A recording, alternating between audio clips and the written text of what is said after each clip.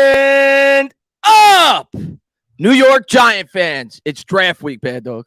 It is NFL Christmas, guys and gals. The countdown has begun. Forgive the appearance. The 4:30 slot, because I'm not on vacation until the end of the week when Chris and I will do this at 12 to 2 like we normally do, but I can't get here till 4:30. So like I told Chris for the stream, I ran out of work, picked my kid up, threw some Kodiak pancakes in the microwave, 2 minutes to cook, 2 minutes to eat, but had no time to change. So forgive the work appearance here, but I am ready for the draft, Chris. I hope everybody in the chat is ready. I know you're ready. It's going to be fun, man. It's definitely going to be a fun time. Super pumped up. Just going to say hello to some of our regulars in here. Trizzy in the chat, Floyd Samuels in the chat, Thomas in the chat, Cover the Spread in the chat, Tommy G in the chat, Christopher Ewing in the chat, Terrell Rose in the chat. Baddog, last night, I went to bed. I went to bed at about 11:30, 12 o'clock. And, mid-sleep, I start dreaming about 300-pound men. And lo and behold, today, my dreams come true. The New York Giants land a 330-pound behemoth, Ashawn Robinson, and suddenly the New York Giants, who had the second worst run defense in football in terms of yards per carry against, have a big man in the middle with Ashawn Robinson. They added Nacho. They added Bobby Okereke. Yep. And in one offseason, Joe Schoen may have turned this defense's, it was our biggest weakness on defense last year into our biggest strength. Without really damaging future cap space. It's a one-year deal, much like the Nacho deal. Yep. Like this Giants interior defense in front suddenly is nasty. Yeah, I don't think there's any question. Joe Schoen, they looked, by the way, quick shout, my old Sith Bones, thank you for being a member for 7 months. He says, stand up, let's go. We got pushed around against Philadelphia, and everybody saw that. It was embarrassing. We called the game.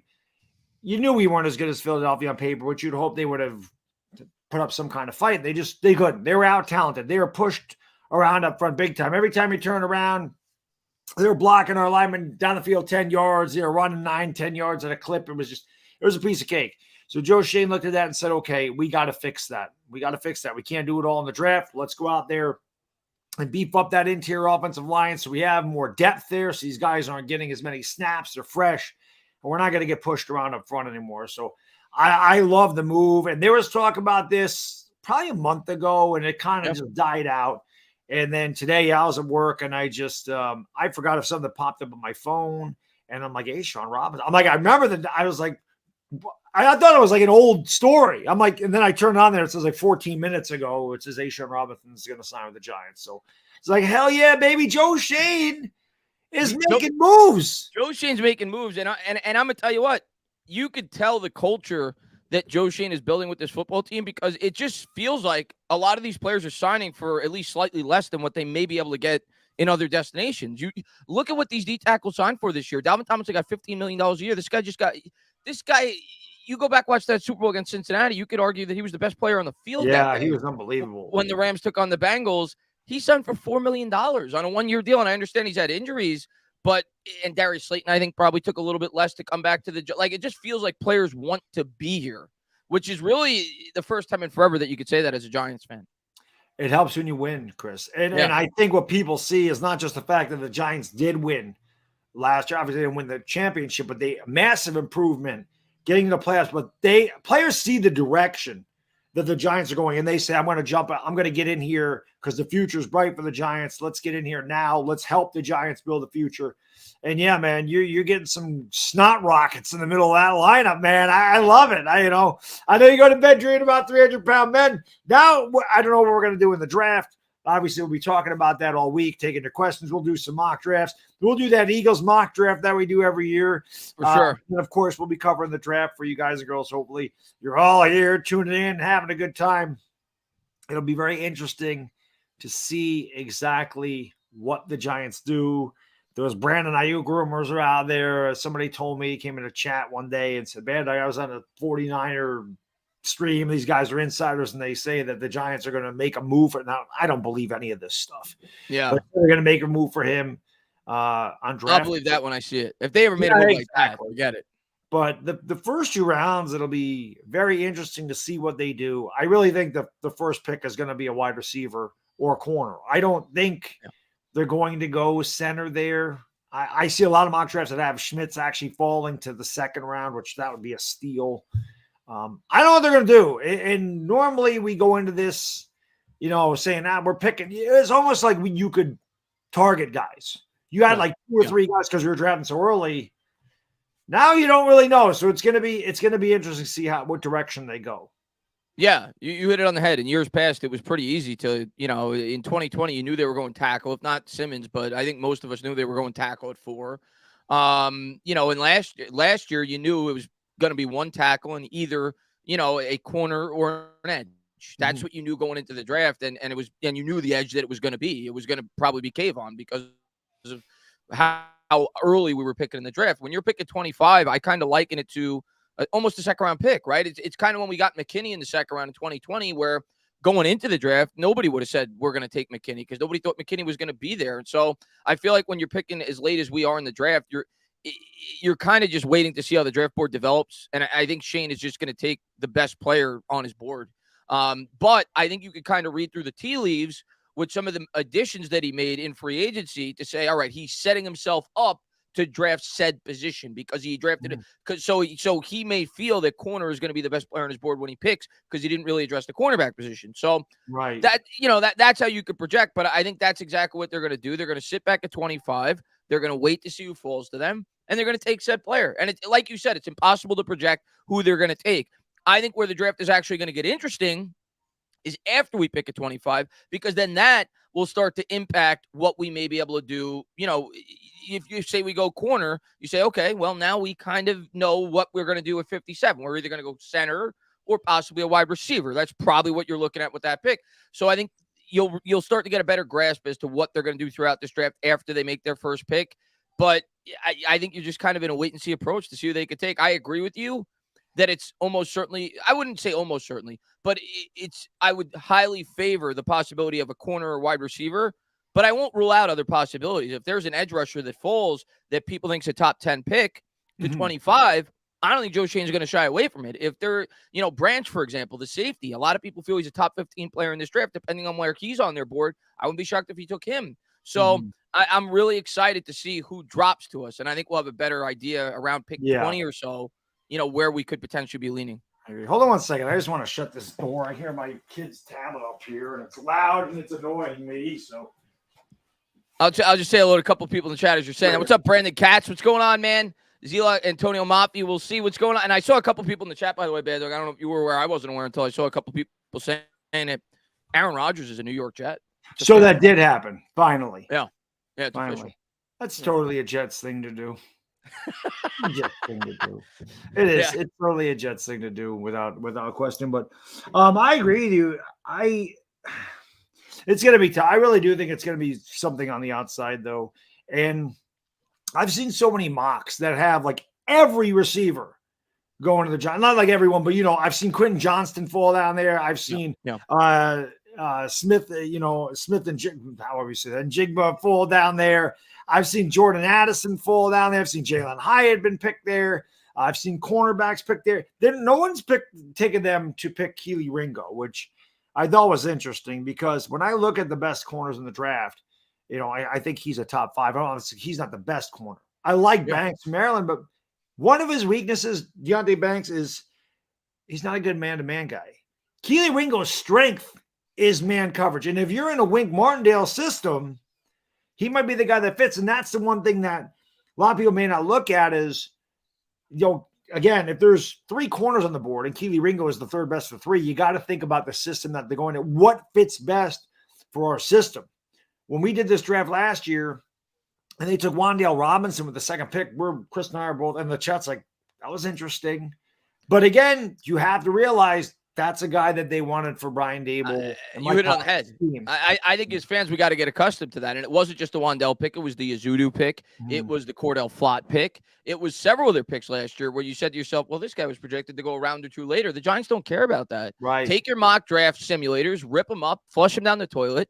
Joe Shane is going to look to draft guys that he feels fit what they're looking to do, not just from a schematic standpoint, but also from a leadership standpoint, right? That's a big part of it for them when they interview these players, in terms of their work ethic and, smart, tough, dependable. That's what they're looking for in players. So I think the interviews go a long way with this team as well. So you can't really get a gauge, I think, as to what they're going to do based off of these mock drafts. I know that we all like to do that going in, but especially with Joe Shane, I think, like you said, I think they're going to go for scheme, guys that fit what they're looking to do specifically. And I wouldn't rule out Ringo. Ringo, if you go back, 6 months ago, a lot of people thought he was the best corner in this draft. And he kind of had a disappointing year. He kind of fell back a little bit this year at Georgia. The year before, he was great. Hold on a second. My kid's calling me. Yeah. But I'll just speak further on Ringo. But I actually had Ringo going to the Giants in my first mock draft. And yeah, I think from a physical standpoint, he is a good fit for what we're looking to do. Right. That was kind of what he's bigger than DeAndre Baker, but Baker was known as a similar type of corner at Georgia, and he didn't necessarily fit what Patrick Graham was looking to do. I think Ringo does. He's a man press cover corner. He's like 207 pounds. Yeah, he's big. 4'3", he's got long arms. He's tall. Some of the things that people talk about that they worry about with him is kind of his hip fluidity. That's like a big knock on him. Like he's not the best in terms of shifting his body, which is a big thing when you're a cornerback, and people worry about that. But in terms of his speed, I think he ran in sub 4.4. He was like 4.36, yeah. 4.36. So like he's got everything you want. And he certainly has potential. And I think he's really young, isn't he? Isn't he like 20 still? Like he's young. Yeah, he's very young. And again, he played on one of the best defenses in college football. So, he's played in big games, but again, every cornerback, you can take the best player in the draft. They're all going to have weaknesses. You can't. You hope that the coaching can fix it. I mean, that's really what it is. But again, when I looked at those top 5 corners, he's the one that stood out. Like his strength is press coverage. And I'm like, if you're in a Wink Martindale system, that's what you want because he likes to blitz a lot. And you're not going to, you're going to be sending a lot of guys. These guys are going to be out on an island. And you want a guy that is strong and can jam a wide receiver at the line of scrimmage so that the blitz can get there. So it'll be interesting to see what they do. And again, I don't think I'm going to be mad at anything that they pick. I don't think I can be because they have still a lot of holes. And with what Joe Shane and Brian Daboll did to improve this team last year, you got to believe in their picks. They know what the hell they're doing. And this is the first year where it's Joe Shane's scouting team. He didn't have the scouting team last year. Daboll and Shane and Brandon Brown, they came to the Giants and they were already drafted, like looking at positions for their players. They came here like a month, 2 months before the draft, and it kind of all got thrown together. So they didn't even really have time to prepare. And they made all these moves and they did these little things and they had their draft. And then, obviously Shane was preparing with the Bills as an assistant general manager, so he had some knowledge about the prospects, but he had no working relationship with a lot of the people that were in terms of the decision makers for that draft pick from a New York Giants standpoint last year.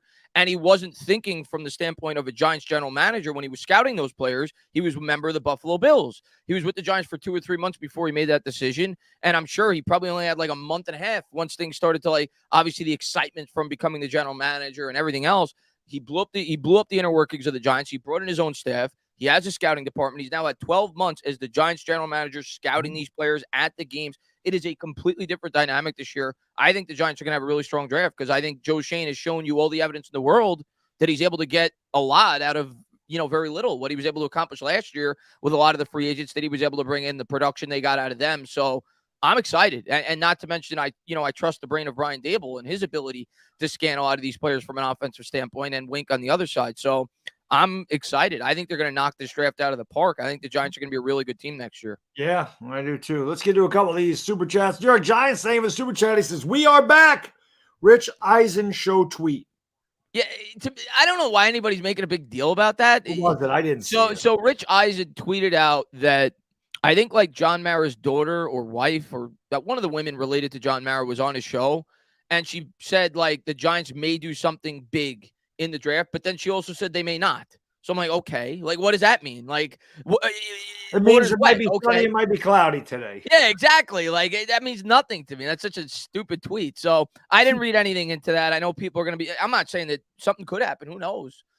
Wild things happen on draft night. Maybe we do trade for a Brandon Ayuk. Maybe we do trade Saquon Barkley. Who knows? I'm not going to rule out crazy things happen. We see it happen every year, but I'm not going to read anything into that.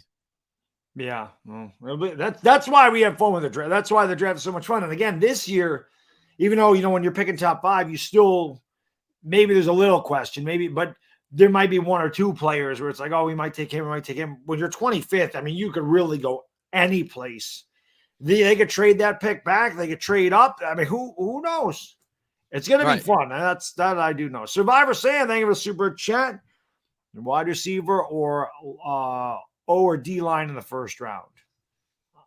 It depends on who falls to us. I mean, it really does. Like I think we'll do these mock drafts maybe on like Wednesday or something the day before, and we'll do different simulations based on who falls to us and what position we go with. But I think it's going to depend on who falls to us. Where I don't think you could predict this year who they're going to take because you got to see the 24 picks in front of us. So, but it'll come down to his board. I mean, I think obviously they showed a strong interest in the wide receiving core in terms of their top 30 visits. They brought in all the noticeable wide receivers, all 5 first rounders, if you include Jalen Hyatt in that, were in for top 30 visits. They also brought in a bunch of wide receivers that are projected to be day 2 and day 3 guys. So I think Joe Schoen, is telling you he's definitely taking a receiver. It's just a matter of when he takes one.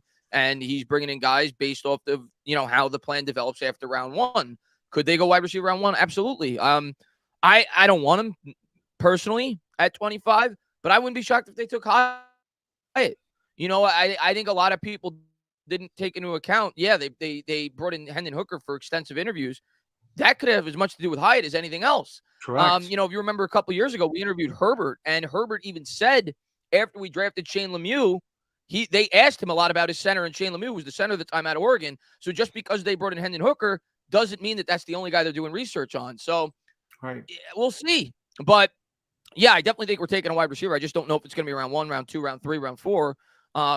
It depends on who falls to us. I think corner is probably the pick if the right corner is there, because we need a corner. Like, we need one. Yes. It's a rich cornerback class. You'd be drafting with the strength of the draft. Yeah, the other thing is, I mean, you go back to last year even, or not last year, this year, where, there were some people saying, oh, they're going to Ohio State because they're scouting C.J. Stroud and this and that. Yeah, I mean, they're doing their due diligence, but Ohio State's got some pretty good wide receivers. Who's saying they went to Florida. Who's saying they're there just looking at the quarterback? Right. They could be looking at a lot of other positions. So I don't know, man. They're gonna do they're gonna pick who they want to pick. And again, just because you go to a school that has a great quarterback, or you bring in a quarterback for a visit, doesn't mean they're necessarily interested in that quarterback. And now we don't have to worry about. I am still gonna go out on that limb, though. My hot take for the draft is in the 7th round, the Giants are taking Stetson Bennett. I'm just throwing it out there. Is that a somebody has to my mug? It's the Beatles on my mug. So you like us to take Bennett in the 7th round? One of those. We have 3 picks in the 7th, right? Yeah. One of those picks. It's just a hot take. Yeah, you guys. I don't think it's a hot take. Patricia Traina basically told us that she expects them to draft a quarterback in this draft on day 3. So I wouldn't be surprised if we take a long-term backup quarterback in this draft. Now, there's another guy from. I'm obviously all about Georgia. Yeah, there's another guy maybe day 3 that I think the Giants could look at, and I haven't seen this in any of the mocks because every mock I look at, and again, you take a mock with a grain of salt because mock 1, mock 2.0, mock 19.6, they throw out 100 mocks like the weatherman. I got one right. Yeah. Kyrus Jackson, if the Giants don't do anything with Saquon Barkley, or they don't plan on bringing him back, or they can't work it out, or he's sitting out, the Giants might have to look at a running back in this draft class. And that's a guy that I really like in Kyrus Jackson. He's a tough downhill runner. He's not going to be a day 1 or 2 guy. I don't want him going. But if he falls in the 4th round, somebody like that is another thing the Giants may have to target. It may be something that they didn't expect to have to look at this year. Again, I don't think they're not going to go running back in the first 2 days, but it's something I think you might see them. Listen, even if they bring back Saquon, I'm completely for bringing in a running back. I think if you could improve. Even if the plan is to keep Barkley for another 2 or 3 years, I still think it's beneficial to bring in another running back to build depth in this running back core because I think it helps prolong Saquon Barkley's career, and I think it makes him more efficient back too. So I would love to bring in and it's a deep class. There's a lot of good running backs in this class. So I love. I think it's pronounced Charbonnet or from UCLA. Yes, he's 6'1", 214, big bodied back. He hits the whole hard. There's a lot of good backs in this draft. So. I think with one of those day 3 picks, they will take a running back. I wouldn't be surprised at all if they do. My old Sith Bones, thank you for the super chat, my friend. He says, can't wait to see Tibbs, Snow Angel, Rodgers, and Met next year. That'd be pretty awesome. Yeah. That would be pretty awesome. I didn't know. So that was official. So two official things came out. Like I said, I didn't know that. I kept seeing Aaron Rodgers is a Jet. Aaron Rodgers is a Jet. And I'm like, I'm not paying any attention to that, but I guess that is official now. Listen, if I'm being honest, I think I get the move for the Jets. I get the move. Do I think it's going to work? Probably not. But I think the Jets will be a good team. I think they'll be a playoff team, but they're not going to be a Super Bowl team. The AFC is loaded. Like, if the Jets were in the Giants' position, like if the Giants were as far along as the Jets are, because I actually think the Jets are pretty far along. Like, they have yes, they are. They have a well-equipped roster, so I get it. If the Jets were in the NFC, I would understand the move more. But I think bringing in Aaron Rodgers in the AFC, I still don't see you passing the Chiefs. I still don't see you passing Cincinnati, and I still don't see you passing the Bills. Right. So, for me, I think Rodgers year one won't be quite as effective either, because you think back to when they brought in LaFleur with the Packers. His first year with LaFleur in a new offense, he was not his MVP form, right? The second year is where he started to really click. So that has to be factored in too, right? He has to develop, a brand new offense. He's got brand new wide receivers to throw to. So, yeah, I think the Jets will be a playoff team. In shitty-ass MetLife. Yeah, I don't see them being a Super Bowl threat. So, for me, I get it, but I don't think it's going to work out, at least in terms of winning a Super Bowl. Do you think part of it, well, I mean, obviously you're fighting for back page tabloids in New York, the Jets and Giants. Do you think this move was because the Giants had such a successful 2022? Like, they improved so much, and even the Jets were kind of on that path, and then they fell off. Well, and now looks really bad because the last two top 5 draft picks they had with quarterbacks have obviously failed. They've given up on Zach Wilson already. They got rid of Sam Darnold, so they're having a hard time getting a quarterback in there. And they're just like, do you think part of it had to be like, we got to compete with the Giants, we got to win now, we got to do something? I mean, I don't know if they care about the Giants. We play in the same stadium, we're not in the same conference. So I don't know. It is an interesting move because, like I said, the Jets are really good. Obviously, Sauce Gardner was amazing. Garrett Wilson's really good. Breece Hall, them losing Breece Hall really hurt them. And I think getting him back is going to help a lot. The Jets are good, and they'll be better with Aaron Rodgers without a doubt. But like you said, I don't know if Aaron Rodgers, a guy who's 40, I think he's 40. He's going to be 40. I don't know if that's the guy. I mean, remember, I'm not saying he's going to play like Brett Favre. Remember, the Jets tried this with Brett Favre, and it didn't work.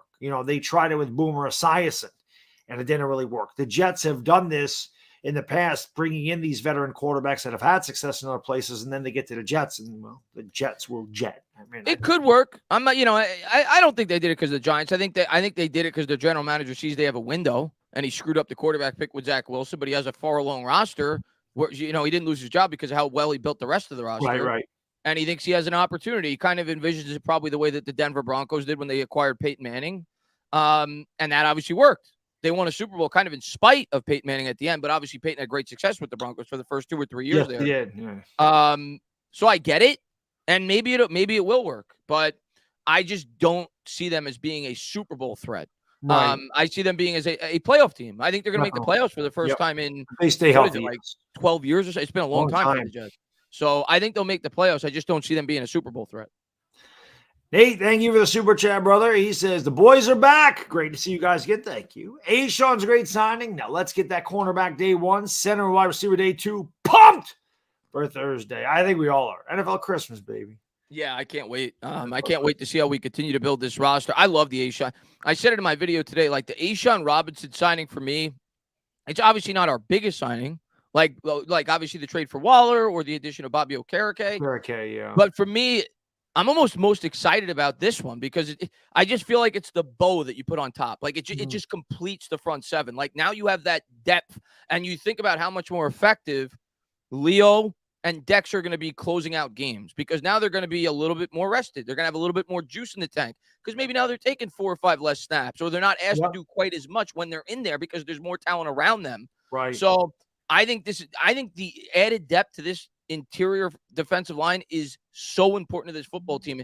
And you touched on it at the top. Like, all you got to do is look back to that Eagle game last year in the playoffs. All the strength they had on that defensive line, and they went 5-6 deep. Like, in this division, going up against that offensive line and going up against the Cowboys offensive line, you have to be able to compete up at the point of attack. Mm-hmm. Yeah, and against the Cowboys and the Eagles, both times, like every time we played them. Maybe you can throw out that last game against Eagles. That didn't really count.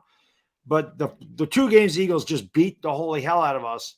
In the Dallas games, they were winning at the line of scrimmage on both sides of the ball. So, like I said, beefing up the middle of that line, and just keeping these guys fresh. Like I said, if it takes 5, 6, 7, snaps away from those guys or gives them 7 extra snaps of rest, they will be healthier finishing out the games. They will be more fresh. They will be stronger. They won't be as worn out and tired, because that's really when you want your guys to be dominant. That's the whole point. Again, it's a passing league. Things are different. Set up for offense to score a ton, but at the end of the day, that's where that game is one of the trenches, because if you're wearing out your opponent, well, by the end of the day, I mean, that's what the Eagles did in the second half. They just wore us out, and they just ran. Jalen Hurts didn't need to do anything. Yeah. And then Jalen Hurts turns and looks, and there's Gainwell 10 yards down the field. There you go. There's Miles Sanders 10 yards down the field. Here you go. There's Baddog 10 yards down the field. It didn't matter who was getting the ball, Chris, because they're just pushing us around. They're bullying us. Hey, listen, Baddog, you know how many interceptions we had last year as a team? 6. Yeah, not many. You know why? Because we couldn't stop the run. Right. So they weren't put in like obvious 3rd and 10 situations where you could kind of pin your ears back, blitz the quarterback, create deflections, not nearly as often as other teams, because we were giving up 5.2 yards a carry. Mm-hmm. So you improve this run defense, it's also going to lend itself to more interception opportunities. So I love what we did this offseason. I absolutely love it. It's been great. Joshua, thank you for the super chat. He says, if Porter or Banks is at 25, I hope Shane pounces. Again, just remember, they have to fit into the system. And like I said, I love Banks from Maryland. I think he's a really good, but his weakness is man coverage. And I think we want a man cover corner. I would love Porter. Porter. I don't think Porter's getting to us. He's not getting to us. If we want Porter, we would have to trade up. I do see a scenario where if one of those guys falls to 19 or 20, we could trade up. But I think they'd have to fall to around that spot. I don't think we would trade up for as much as it costs to go up to 14 or 15. I think they would have to get to like that 18 or 19 area. And then maybe the Giants are willing to part with a future 3rd round pick, for example, to move up and get said cornerback. But I'd love Porter. I mean, like Porter's like, in terms of his physical attributes, he's got 34-inch arms. That's like ridiculous. I think he's like 6'2". Yeah. Like he fits this defense to a T. I like both of those prospects. I'd be very happy with Banks too. But my guess would be we'd probably have to trade up to get one of those 2 guys. And I could see it. I could see us jumping 4 or 5 spots to go up and get one of them if they're high enough on our board. Yep. I completely agree. By the way, I saw somebody ask me if I was doing the Laker game tonight. Is bear shit in the woods?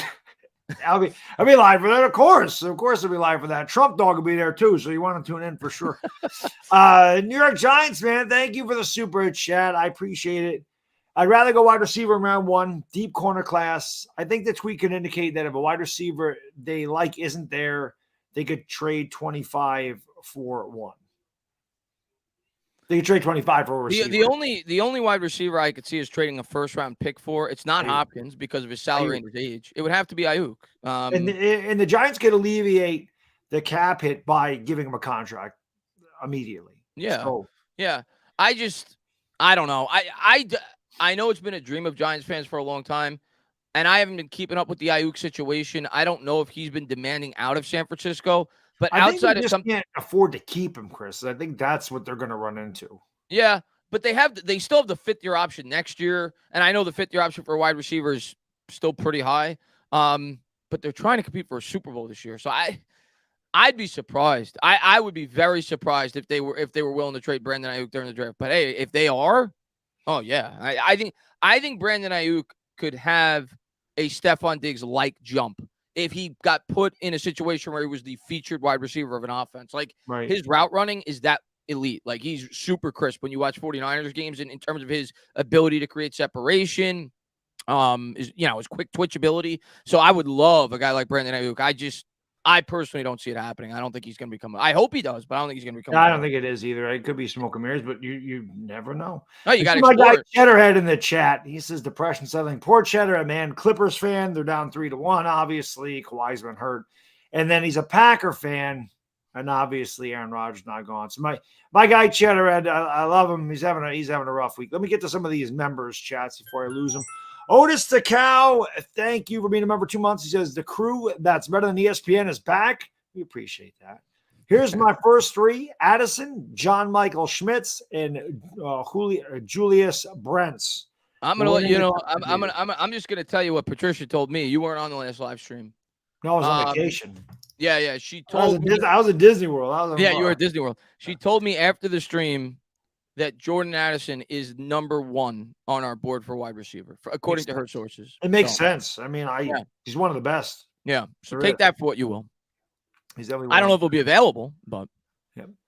Waterfly, thank you for being a member 3 years, my friend. He says, hit that thumbs up. Yeah, by the way, if you guys haven't done so, hit the thumbs up. That helps out the stream. Hit the thumbs up. He says the boys are back. Make sure you go into the description if you're, for some reason, you don't know this handsome gentleman over here. Make sure you subscribe to Chris, because this week we live every day and we'll be covered all 3 nights of all 3 days of the draft. So we'll be on his channel tomorrow doing the same thing, talking about rumors, taking your questions from the chat, all that good stuff. So like I said, we're going to be alternating channels. So make sure you subscribe them. Plus, it's getting close to 50,000 subscribers. We got to get him there because I want his ass to stay up for 24 straight hours because he said he was going to do that when he got to 50. So let's get him to 50 so I can come in I wake up to pee at 3:30 in the morning. I'll go down and get on there. Just go, Chris, I just woke up pee. How you doing, buddy? Hope you do. Okay. New York Beast, thank you for being a member 25 months, my friend. He says, cheers to a great 2023-2024 season. And to Ace Avenue, man, thank you so much for gifting a membership. And that membership went to NY Giants 26. Welcome to the Dog Pound Complex of the Ace Avenue. I think I got everybody there.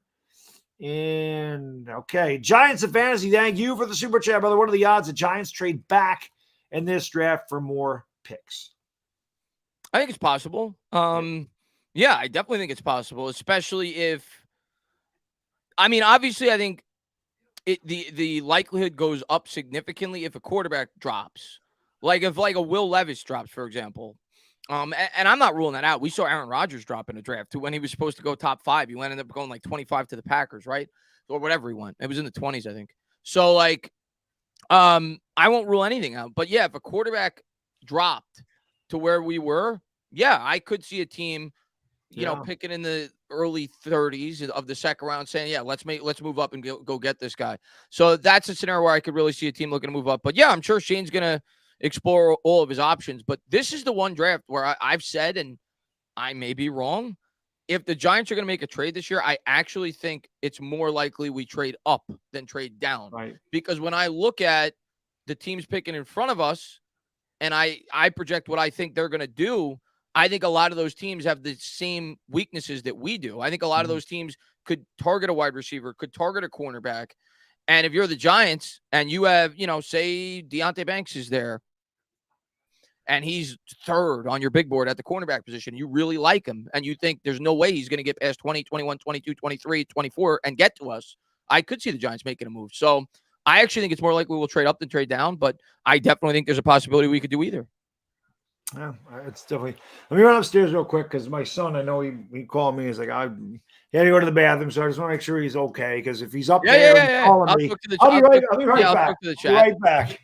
What's going on? Amazing guy says Giants are drafting a wide receiver 25 is still maintained. It depends. It depends on who's there. But yeah, if Addison's there, if Flowers is there, if JSN is there, it's certainly a possibility. It depends on who's there. We might not want 10 picks.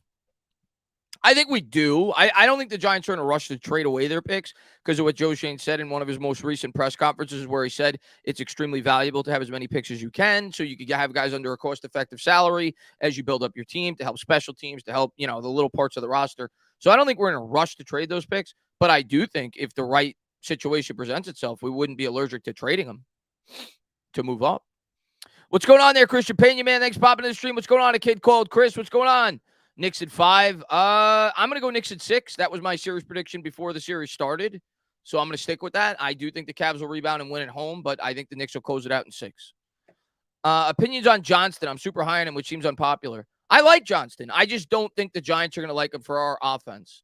And I've kind of thought that from the beginning. I really like him as a prospect. I do think people are sleeping on him a little bit. I understand he has weaknesses. People say he catches with his body too much. He's inconsistent. But listen, the guy's fast. The guy's got, his measure, his testing at the combine was super impressive in terms of the broad jump and the vertical jump. I think he tested very highly on that.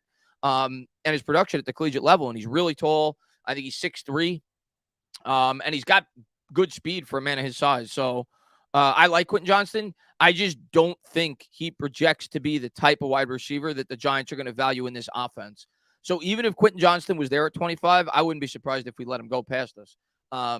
Just like looking at the types of wide receivers that are available, I think they would have JSN above him. I think they'd have Flowers above him, and I think they'd have Addison above him. I don't think we're going to take Johnston, but I wouldn't be upset if we did. I think he's going to be a good player. He's a really good yards after the catch guy. He breaks a lot of tackles. He's definitely a guy that big body. His problem is he has a lot of drops. He dropped 8 passes at TCU. But again, if you're looking for Daniel Jones to get the ball out quick and get a guy that can get some yards after the catch, Quentin Johnston is a perfect guy for that. So, yeah, forgive me, man. My wife, she had a meeting tonight, so no worries, man. After work, so taking care of the little guy, and he's 6. And sometimes when he has to go to the bathroom, he needs some help, and Daddy's got to go help him. It's all good. Zach Attack, thank you for the super chases. We need to make Jason Kelsey consider retirement. No, we don't need to make him consider it. We need to force him into it. That's what we need to do. Yeah, listen, he bullied. I hate to say it, but he bullied Dexter Lawrence the 3 times that we played the Eagles. So I'll be excited now that we have a guy that could kind of occupy that space with a guy like Ashawn Robinson. That should help us this year a little bit going up against that interior front of the Eagles, but still won't be easy. But I'm with you. The sooner Kelsey retires, the better. He's fantastic. And I want to get a Kelsey of our own in this draft. Yes. Whether it come in the first round, second round, third round. Let's talk about that. Let's talk about the possibility of taking a center, because it seems like fans are allergic to that. They don't want to do that no matter what. And listen, I'm not banging the table for it. Like, I completely understand cornerback is, in terms of positional, in terms of, generally speaking, the high important position, the positions of max importance are going to be quarterback, corner, edge, tackle. I understand that. You're not going to have center above that. Not to mention, corner is a strength in this year's draft class. So I don't think we're taking a center in the first round. I don't either. But if we did, I would not be upset at all. At all. If you got a guy like John Michael Schmitz, and obviously, if you're taking him that high, you identify him as a guy that you think is going to be a 10-year answer on the offensive line, on the interior. So I'll be excited if they took him. I know a lot of people are like, oh, you can't do that. Listen, how many prospects do we look at in the back end of a first round and we say, oh, look at the upside, look at the measurables, look how good this guy's going to be, and then he falls flat on his face. Yep. So if you could even get an average starting center at pick 25, if you took a guy like John Michael Schmitz, that's a good pick. Well, listen, I mean, I'm surprised. Again, you take mock drafts with a grain of salt, but I'm looking at a lot of mock drafts. It doesn't have the Giants even addressing the offensive line. And I keep saying to myself, we just gave Daniel Jones all that money. You want to protect him. And not only that, you don't know what the deal is with Saquon Barkley. So, again, I am, an advocate of don't pay a running back gigantic money. You look at the Eagles, and I keep using them as an example, which makes me throw up in my mouth a little bit, but they're that good where Miles Sanders is a good running back, maybe a little bit below very good. Average running back. Gainwell, he's okay. Boston Scott only does well against us. But they run the ball. Their running game is good. You need a good running game. That starts up front. And you also want to be able to protect your quarterback. And when a quarterback can't step up, I mean, if a tackle gets beat, quarterback can feel that a lot of times step up and still make a pass where he can get out and run. But if you're getting pressure up the middle, quarterback can't step in the throw, and that's harder to get away from. So you can get a guy where you're pushing those guys ahead, and you're giving Daniel Jones a better pocket to pass in, as well as you're able to run the ball. Well, that's going to open everything else up. That's going to make Darren Waller a lot better. That's going to make the RPO a lot better. That's going to make the Giants' offense a lot better. So, yeah, I'm with you, Chris. I don't see them going Schmitz with 25, but if they did, I'm not going to sit here and throw a fit about it. I would understand the pick. Yeah, it's not a sexy pick, but it's also I think it's also a pick where you're like, okay, well, if this guy turns out to even be an average starting center for the next 10 years, it's a good pick. Right. We've only had one guy start back-to-back years at the center spot, I think, since our last Super Bowl, and that was for 2 years. Richburg, I think it was in 16 and 17 or 17 and 18. Other than that, it's been a revolving door at the center spot. And outside of the 2 tackle spots, it's undeniably the most important position of an offensive line.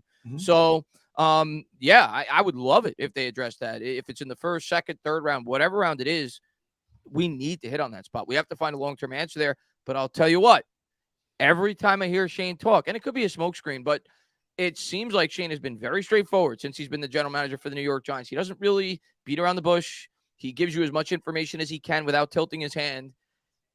It seems to me like, at least for this year, I'm not saying long-term, he's content with who we have on the offensive line, at least in terms of the starters. That doesn't mean he's not going to add wide receivers. Offensive linemen in this draft.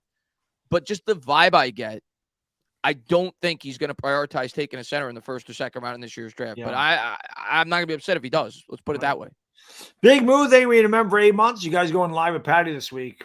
Probably not, because that's usually Thursday. Yeah, we're going to be busy all week doing the thing that we always do. But we'll definitely go live with Patty after the draft and talk about all the picks. But yeah, we've been doing this now. I think this is the third year where we're doing the live streams leading up into the draft, and then obviously we're live together during the draft for all 3 days. So we're just way too busy. I'm actually going on another channel tomorrow at 8 because I made a I told him I would like 2 weeks ago. So I'm just way too busy this week. So yeah, same thing with me because I got the NBA playoffs, and that's like Wednesday you got the stream, and then I go right into the Lakers because they play at 7:30. So yeah. Same thing today. Like I said, do this, then I got to go shopping. I got to eat my dinner. Then I got to do the Lakers. It's just it's busy. It's just busy time. It's fun though, man. I love it. I love it. Richard Rodriguez, thank you for the super chat. Bring back Jalen Smith, Landon Collins next to Akira K. I'd be okay with Collins, but Jalen Smith wasn't good. No, wasn't good.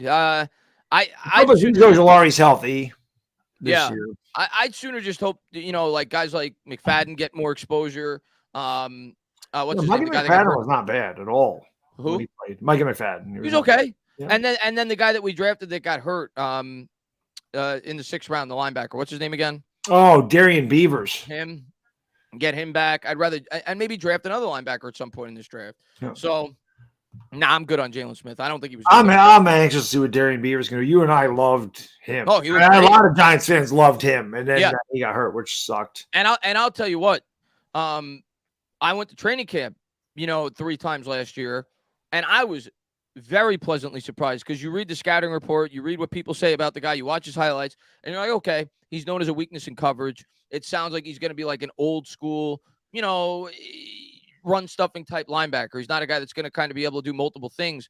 But when you watch what they were doing with him in practice, he was playing off the edge. He was dropping back in coverage. So he definitely looked like and was projecting to be a nice little piece for the Giants. I actually think they envisioned him being the starter last year before the year started, before he got hurt. Could be. I mean, he's 6'4", 255. He's a big guy. So he's like a hybrid type of player. So I'm definitely looking forward to seeing him. Stephen Lilly, our buddy from across the pond. He says, "Hi, boys." He says, "Giants can draft whoever they want as long." Yes. Hold on a second. He says, "Hiya, boys. The Giants can draft whoever they want as long as he comes from Minnesota and plays center."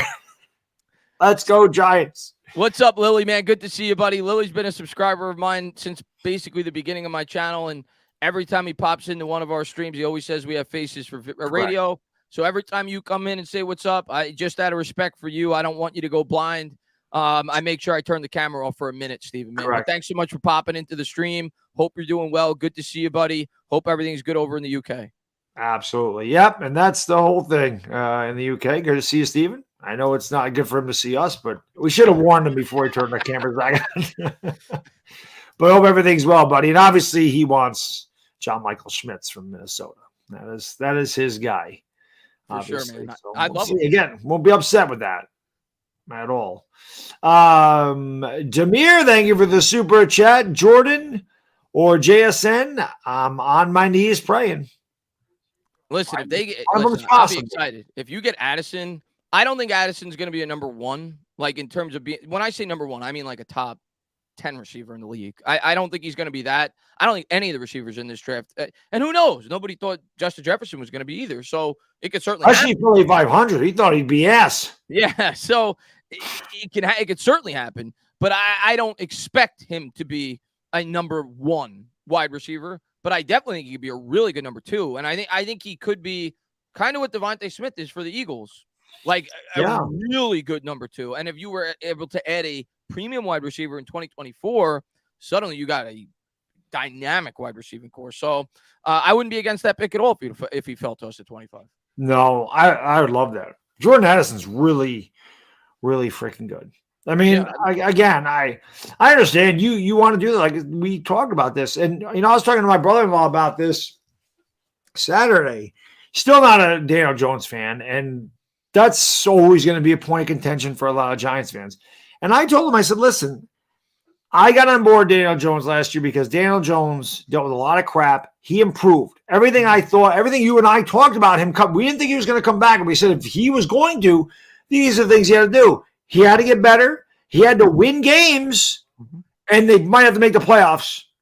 And he had to prove he could win. And he had to play good situational football. And he did. 5-game winning drives. He drove down to tie the game against Minnesota where we lost on the 61-yard field goal. He had the game of his life in the playoffs against Minnesota, and he did that with a beat-up team, no wide receivers, first-year system. So I said, listen, I'm giving Jones a benefit of the doubt, but I expect Jones to get better. I don't expect Jones to stay where he was last year because I said if he does what he did last year, to me, that'll be disappointing because now it's a second year in the system. They're building it. They're going to get a whole draft. They're bringing in wide receivers. They're putting weapons around them. They got Waller. They got Campbell. And now you're going to see what they do in the draft. They're going to take a wide receiver at some point, but that's first or second round. It's going to be early. Yeah.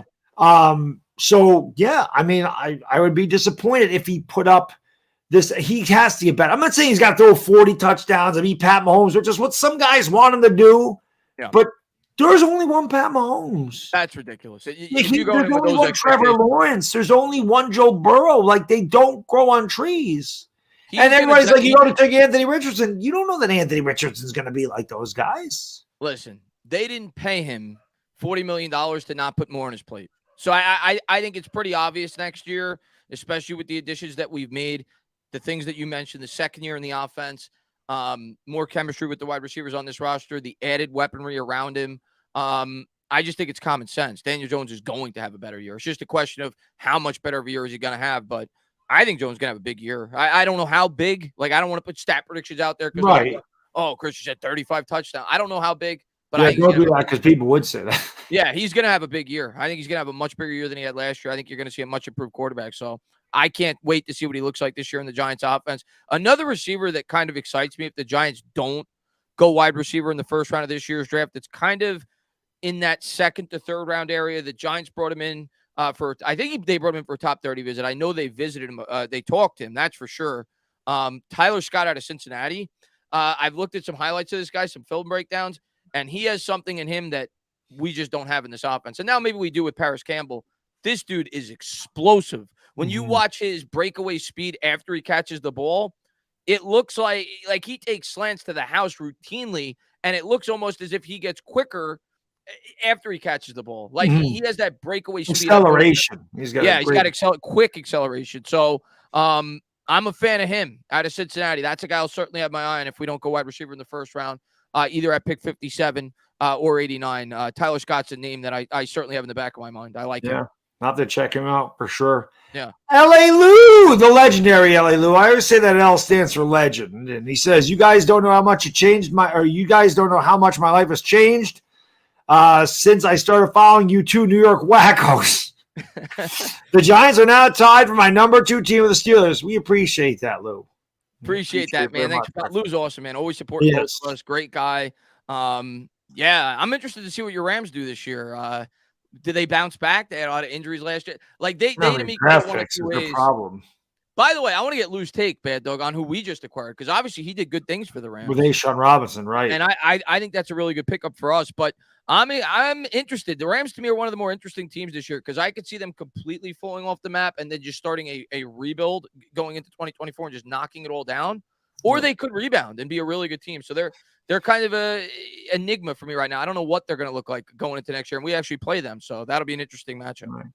Light, thank you for the $1. Boom! Appreciate it. By the way, do we wear the sunglasses on draft night? That's the question. Where are my? Oh, I'll mine are upstairs, but there you go.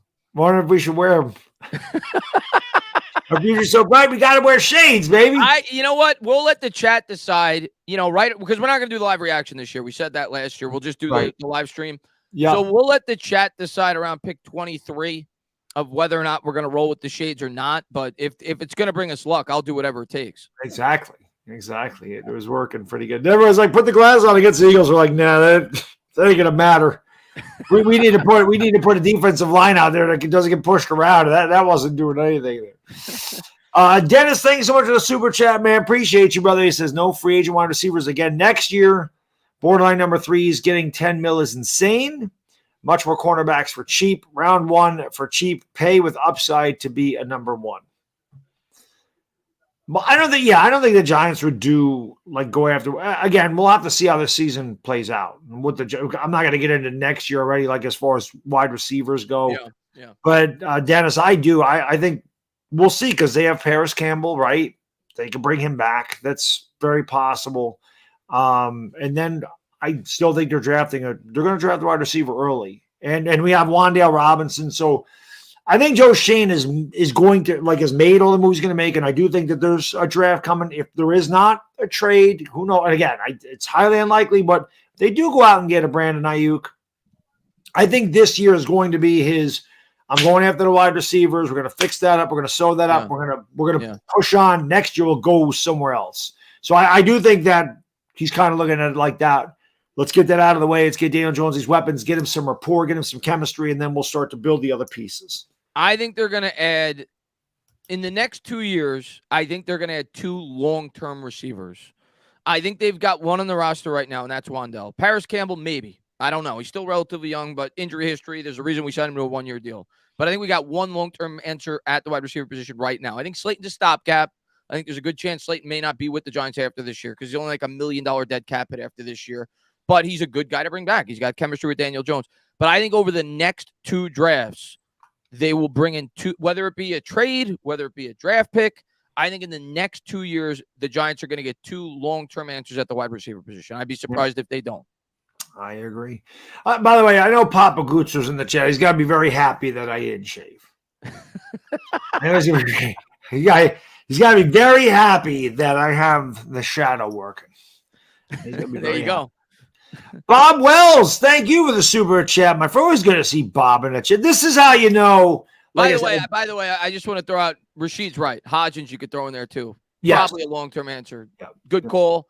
I'm still a little iffy, but I think he's trending towards being a long-term answer. So good call by you. Should have mentioned Hodgins. But I see Authentic in the chat. Shout out to Authentic. What's going on? What's going on? Yeah, I see obviously Bob Wells here, NYG Jeffrey, the big move. That's how I know it's Giants stuff. This when I see these names, like, yes, Giants football, baby.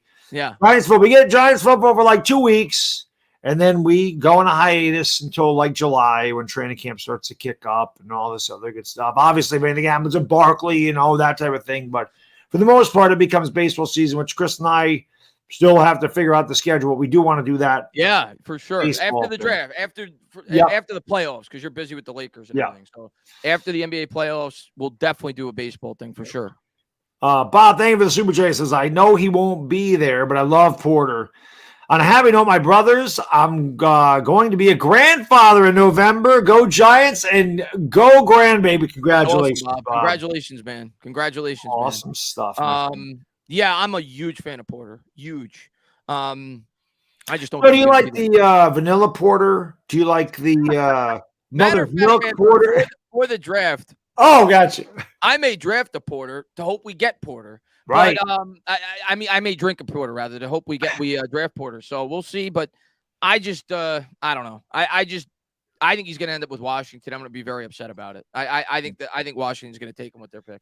We'll see. But yeah, that's awesome, Bob. And Porter would be great. Again, I don't know if he'll follow us, but like Chris said, if he gets to 18, 19, 20 and the Giants want to pounce, they may do it. I could see it. V-Rock, thank you for the super sticker. I can't really lay down. It says, how's it going? It's going What's all up, right. V-Rock, man? Thanks for popping in, man. It's going all right for a Monday. In case of a Monday. It's a short week for me, so that's okay. Normally I have this week off, but like I said, I went to Disney World last weekend. Part of my, not last weekend. How long were you there? We left early Friday morning. We came back on Tuesday. So 5 days. The thing is, my son has recess from school, like not last week, but the week before, and my aunt's had the timeshare from like the 14th to the 21st, so it was right at the end of his week off. We didn't want to keep him out of school for a week, so he missed 2 days and we came back. But we went to Magic Kingdom, Animal Kingdom. He had a blast. I think the funniest thing, I was going to put this on Instagram. So my kid, little Baddog, he's my son loves women. He is like obsessed. So what, do you take a picture with all the princesses? Wanted to see all the princesses. So he likes Rapunzel because she has the longest hair, but you can't really see it. I don't know how you can see it, but this, I don't remember who this princess was. But if you can see this, look at his face. Oh, yeah. Look at that. I'm like, my kid's in love. Look at his face. Oh, yeah. In 10 years, when you bring him back to Disney, he's going to be. Oh, God. It's going to be a wrap. But I just started laughing. I'm like, oh, my God. I'm like, buddy, it's not polite to have your tongue on the floor. But Daddy had to agree. He's going to be like Gaston from Beauty and the Beast in 10 years. Oh, I put that on Instagram. We did a little flex in front of Gaston. Oh, did you? Yeah, I was very disappointed that Gaston wasn't there, just a statue, but Gaston was. I wanted to see Gaston. I'm like, Daddy wants to hang out with Gaston. I'm a big kid when I love Disney World. I'm a big kid when I go down there. I love it. The Big Moo. Thank you for the super chat. Did I miss this? Did I put this up there again? Are you guys? No, I think somebody in the chat asked us that earlier. Oh, okay. Yeah. Not this week. Yeah, Big Moo after the draft, like directly after. We'll figure out a day and we'll do it, but. We literally go live every day leading up to the draft. Like, yeah. I gotta save a little bit of energy. Twice on Thursday and Friday. Yeah, because you may not realize it, but those 3 days, like I'm gonna try to this year, but the last couple of years I wasn't even able to make video content after the third day of the draft because I had no voice. Like it takes a lot out of your voice those 3 days. So it does. I'm trying to limit it down to just our show leading up into the draft. I see Big Joe Chestnut said, I used to drink Mother's Milk when I lived in Kingston. That's a great beer. That was a great beer. I actually had that at City Works in Disney Springs. I wanted Chimay. They didn't have it. Ironically, the next night when we ate at the Beast Castle in Magic Kingdom, they did have Chimay Grand Reserve, which is like that I might get for the draft. I might just splurge and get a little. I love Chimay. Yeah, I've had it. It's really good. It is really good. But yes, Mother's Milk is a great freaking beer. It really is. I don't think I've ever had Mother's Milk. Yeah, it's a nice stout or porter. It's really good. I think I always get those confused. They're both really dark and heavy. I never remember I want to say that's a stout, but I'm not positive. Anthony Razza Paisano. Thank you for the super chat. Move back in the first round, take Marvin Mims, Oklahoma wide receiver, then center.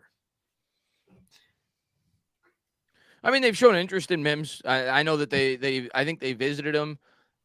Me personally, I'd rather wait till 57 to take a wide receiver if you're talking Mims. I wouldn't love him at like 35 or 36 in a trade back scenario. I'd sooner just take the center there.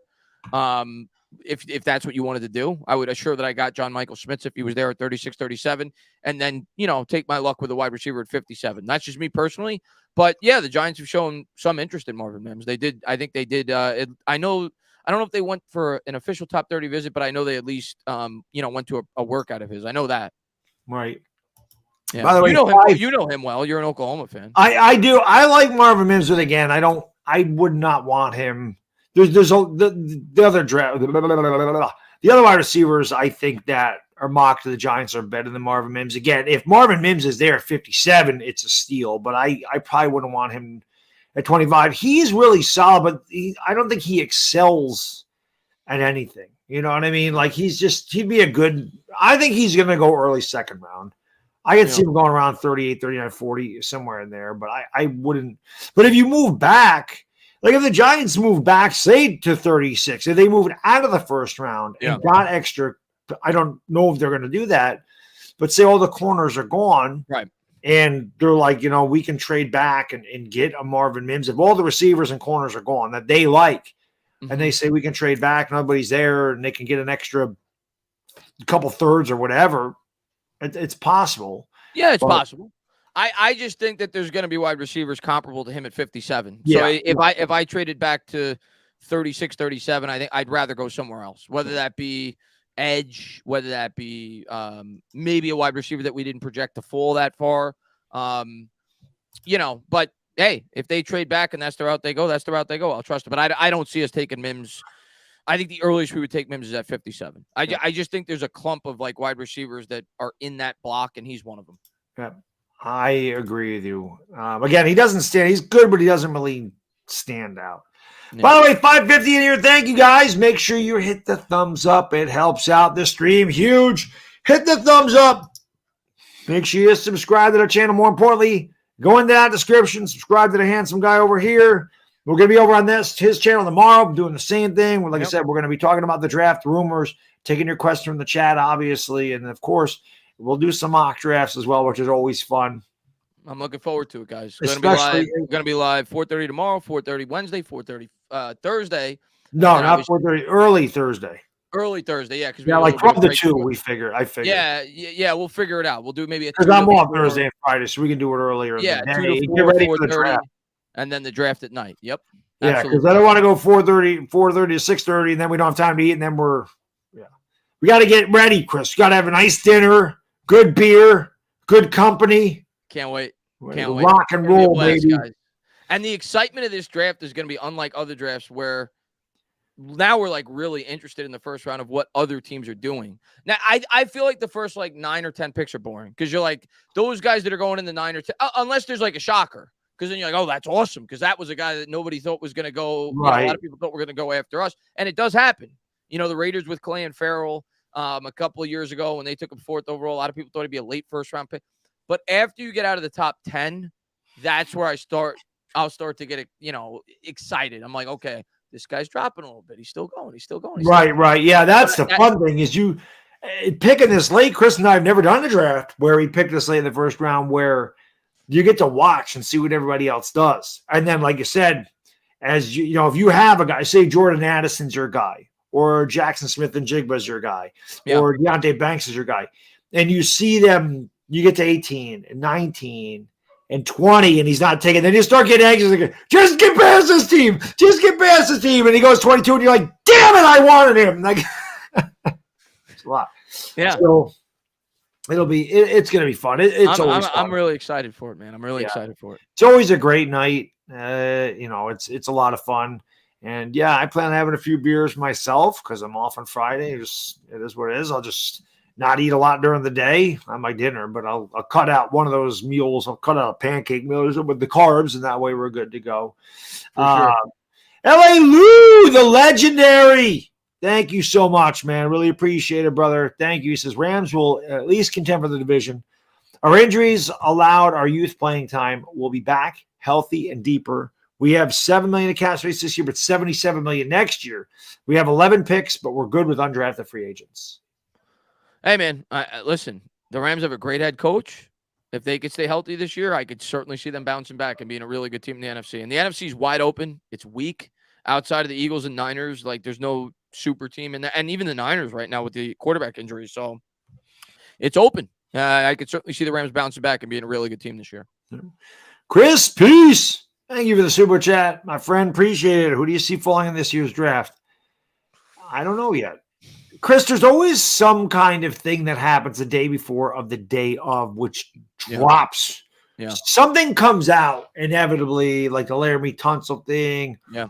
Or, you get these rumors that this guy has a heart problem or he's got this or something that they didn't get. And then somebody drops. I don't know if it's too early to think of somebody that could really – Will Levis maybe? Yeah, I think one of the quarterbacks. That happens frequently because all it takes is – although in this draft, I don't really see the quarterbacks falling that far because I think there's so many teams that need them because nobody took quarterbacks in last year's draft early on because I think they were waiting for this year. So I don't think he's going to fall too far. But yeah, that would be my first line of thinking, Levis or Richardson, right? Obviously, everybody loves Richardson. I personally like Richardson more than Levis, but maybe a team looks at him as a guy that's underdeveloped, even though he's got a high ceiling. They're like, all right, I'll pass on him. So one of those guys I could see dropping further than some people think. But I could also see Richardson going as high as 4th overall. And I could even see Will Levis going as high as 4th overall. It's all a matter of preference with these teams. But I definitely could see one of those quarterbacks dropping a lot further than some people think. And then I'll also say, I mean, Jalen Carter was the one that had the field stuff, right? Yep, the illegal stuff. I don't think he'll go drop to us.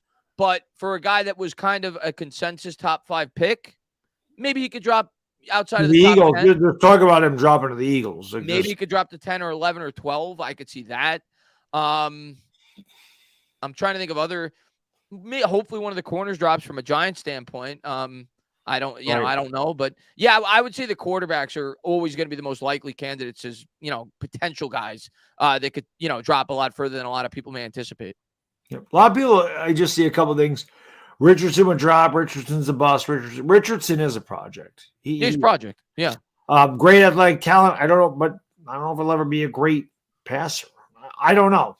I think with Anthony Richardson, it's a lot like Jalen Hurts, where I think if he's in the right situation, he can excel. But if you put him on the Houston Texans, he's probably going to struggle. You know what I mean? Like if you put him in a bad situation where he doesn't have a lot around him early in his career, it's going to mess him up. The Eagles were a really good team before Jalen Hurts. And then they went out and they got the receivers for him. They drafted Devontae Smith and they traded for A.J. Brown.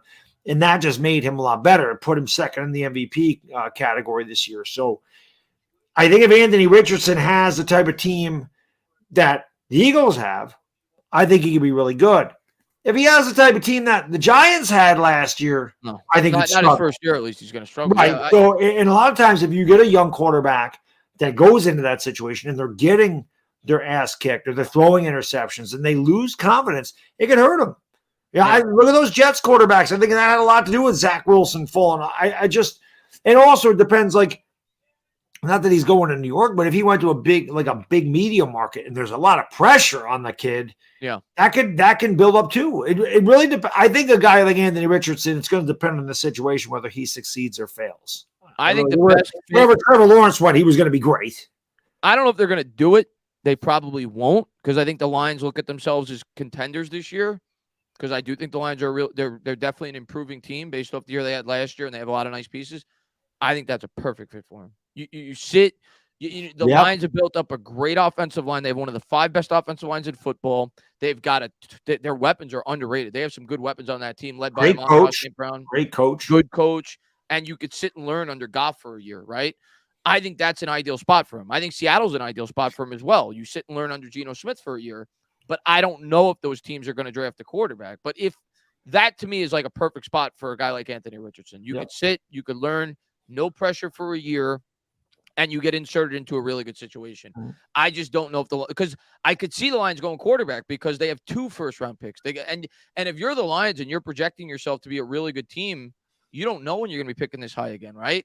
So I could see it. I haven't seen a ton of people projecting the Lions to go quarterback. I could see it. And then them adding an immediate, influential pick with their 2nd first-round pick.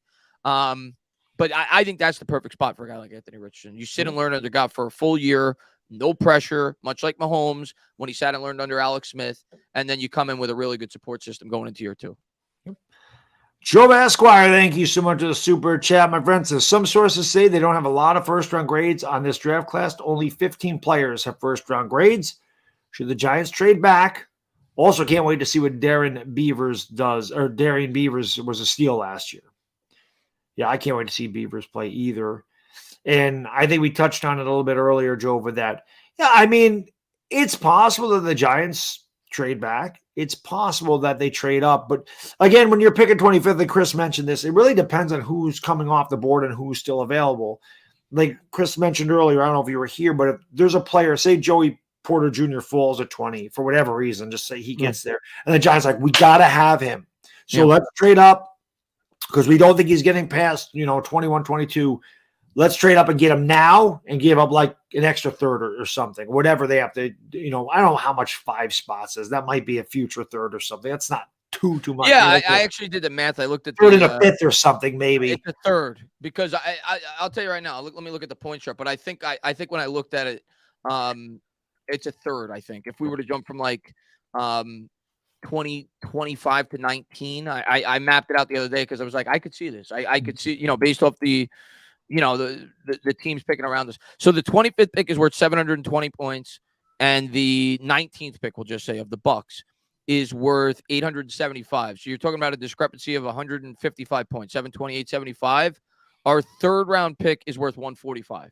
So that makes sense. That's what it is. It would be, if you go by the point chart, which is, what a lot of teams go by when they're making these trades, it would be our third round pick this year and a move up of 6 spots or whatever to go up to 19. Yeah. 03, my man. What's good? He says, how I miss my little bad dog. But yeah, well, football's back. Football's like, look at that thumbnail picture. How great is that? He's got a great head of moss right there. Look at that. That's Philly 500. 03, my man. Hope you're doing well, buddy. Good to see you. Yeah, I'll be out. Little doggy be out all week doing football. All week, baby. I don't know why this Rich Eisen. Let me show you the Rich Eisen tweet, Bad Dog, so you have a context of what people are talking about. Okay. I don't know why people are like making a big, unless you made another tweet, but I don't think so. Yeah, I usually stay off Twitter during I'm only on there during football season. Like it's rare that I like Instagram, but like I'm on Instagram more. But there's the tweet. Okay, let me bring that up. Hold on 1 second. Breaking news: Kate Barrett just told us the Giants might do something crazy on NFL Draft Day, but they also might not. Buckle up. What does that mean? What the hell does that mean? I don't know. I might marry Kate Upton. I might not. All right. Well, thanks for letting me know. Like, what would you say, Bad Dog, if the weatherman tomorrow, even though half the time they don't know what the hell they're talking about anyway. They don't. But what would you say, what's today? Today's Monday. So Yeah. what would you say if you were watching the weatherman tonight and he said, well, tomorrow it might rain, it might not? How does this guy have a job? So right. Like, what does that mean? What are you telling me? I don't know why anybody's making a big deal about this. I don't even know why Rich Eisen tweeted that out. Yeah. Yeah. Because he wanted some clicks. That's exactly why. He wanted some clicks. He had nothing to do. He's like, let me bring this out there. Yeah, I don't know. That's why we watch it, right? That's why we watch it. But yeah, I don't think that even needs to be tweeted out because that could be any team at any time. They could do something crazy. Yeah, they might not. But thank you. You could literally say that about all 31 picks in the first round. Yeah. Every single pick. Yeah, well, the Eagles might do something crazy. They might not. We'll see. Right. What does that mean? What are you telling me? Right. But thank you for the Super Chat Giants Chronicles podcast. Appreciate it. But yeah, if they just said the Giants are planning on doing something crazy and then have or might not, then you might be like, ooh, what are they planning? What are they planning? And yeah, she is Giants Chronicles. She is part of the Giants family. But I mean, I don't know. I'm not reading too much into that. Right. But how much would she know? Yeah, who knows? Who knows? You think John Mara is going to her and telling her what their draft plans are? Yeah, no. You know what I mean? Hey, come here. Let me tell you what I have on tap. Yeah. No. Pencilman, thank you so much for the super chat. Appreciate you. Best to have the best talking Giants. Let's center John Michael Schmidt. Hit this draft. Go Big Blue. I think that's what that is, John. Yeah, I think that's who he's talking about. Listen, appreciate the compliment, Pencilman. Excited to be back with Bad Dog. Absolutely. We'll probably do a couple shows after the draft, just kind of recapping the roster, and then go dormant for a little bit from you guys until maybe July, maybe like as they start going to camp, and we'll start talking about the roster and everything else. But really excited to cover the team all week with you guys. Always love talking about the draft. And really excited to see how things play out. And we really now get a grasp of what this team is going to look like going into 2023. Yeah. And, of course, I'd be remiss if I didn't say this because I say it every time we stream. Just want to say, thank you to all you guys and girls, again, that have made this show what it is. It's been a hell of a run. It's been awesome working with Chris for this will be our 5th year, right? 18, 19, 20, 21, 22. We've been through... 18, we didn't do this for the Barkley draft. So we started. We did it for the Jones draft. So this is our 5th draft. We did the Jones draft. We did the Thomas draft. We then did the Tony draft. And then we did last. Yeah. So this is our 5th. This is our 5th draft. Our 5th year, and just to think, where we started to where we are now, and that for the first time, we've been together doing these shows that the Giants actually are drafting later in the draft because they had a good year. For the first time, we have direction. We have guys that you believe in the front office, the coaching staff, you believe it. Whether some of the fans believe in the quarterback or not, you have to believe in the front office. And that's going to be my arguing point for Daniel Jones is I think Joe Schoen and Brian Daboll, if they didn't believe in him, they would have let him walk. Of course. So I have to believe they know what the hell they're doing. So I have to have confidence in them, and I have to have more confidence in Daniel Jones saying, he's our guy. Let's help him out. Listen. Daniel Jones, can we all agree? And I know that we all are opinionated, and that's the fun of it. That's why we have channels, our opinions. We put our opinions out there. We're all opinionated, but can we all agree that the men that work from within inside the building have a lot more knowledge in terms of player development, drafting players than we do, right? They get firsthand experience. They get to work with these guys in practice. They see them in the locker room. From a draft perspective, they get firsthand interviews. They get to interview their coaches. We get none of that. So you have to trust that these guys know a lot more than we do when it comes to it. And I know Dave Gettleman did not do a good job. I understand all of that, right? But all that being said, Daniel Jones now has had 2 different general managers vouch for him. He's had 3 different head coaches vouch for him. What does that tell you? His teammates vouch for him. His teammates vouch for him. They obviously see something in the guy. Right. So I'm going to trust their vision and building around him. Yeah, I think he's going to be a lot better this year. I am really excited to see Daniel Jones this year. Okay, we talked about what a successful season for Daniel Jones will be, about a half hour ago, whatever it was. I don't want to put any statistical. I'm not going to say he needs to throw 33 touchdowns. Right. I'm not going to say that. But what I'm going to say is this. For Daniel Jones to have a successful year next year. Last year, he did what we said he needed to do to have a successful year. We said make the playoffs, overcome adversity, be good in terms of situational football. I think for Daniel Jones to have a successful season in 2023 where you leave the year and you say, okay, that's a lot of growth. I think he has to be viewed by broad NFL fans as a top 10 quarterback, or at least a fringe top 10 quarterback. Right, where they're top 12, somewhere in there. Because he's already viewed that way by us for the most part. If he's not top 10 for me, he's just outside of it. 12, 13, 14. I think the broad NFL fans need to view him the way that we do right now in terms of being in that top 12 to 8 to 12 range. And if he gets there in terms of the broad landscape of the NFL, that's a successful year for Daniel Jones. Yeah, but we have to win too. We can't regress. Yeah, that comes with it. But I think another thing I would love to see, we have to beat Dallas and Philadelphia. We have to beat them once. We have got – that's his next step to me. Getting the playoffs is great. We have to get to the playoffs again, but he's got to – and it's not just him. I mean, he can't do it himself. But we as a team, led by Daniel Jones, have to find a way to compete, at least compete with Dallas and Philadelphia, because I know the scores against Dallas were a little closer, but Dallas kicked our ass. In that first game, it was Cooper Rush. It wasn't even Dak Prescott playing. And they just kicked our ass. Again, the score might indicate that, like it did with Philadelphia, where they were just a better team. But we have got to match those teams. We've got to be able to compete with them and have a chance at the end of the game to beat them. So, and I think we're gonna. Yeah, I'm not saying we're going to beat the Eagles, because the Eagles are damn good. They are. That pains my soul. I hate saying that as a Giants fan. The Eagles are damn good. They may be the best roster in football. They might be. They're that good. They're right up there. Yeah, right up there the 49ers when the 49ers are healthy. Right up there. They're one of the best. Yeah, so even as improved as we are, I'm not going to put those expectations. But I don't think we're getting pushed around by the Cowboys next year. No. I think we're going toe to toe with the Cowboys next year. I'm telling you right now. I hate losing to Philadelphia. It sucks. But like I said, and getting embarrassed sucks. But when I look at that playoff game, I'm not mad. I just sit there and go, listen, that we overachieved, or we did a lot better than a lot of people thought we would. And Philadelphia's just better. That was just a case of we were out talented. The talent gap showed up big. And that's why I love Joe Schoen going out and getting Taco and getting Ashawn Robinson and beefing up our interior offensive line so that does not happen again.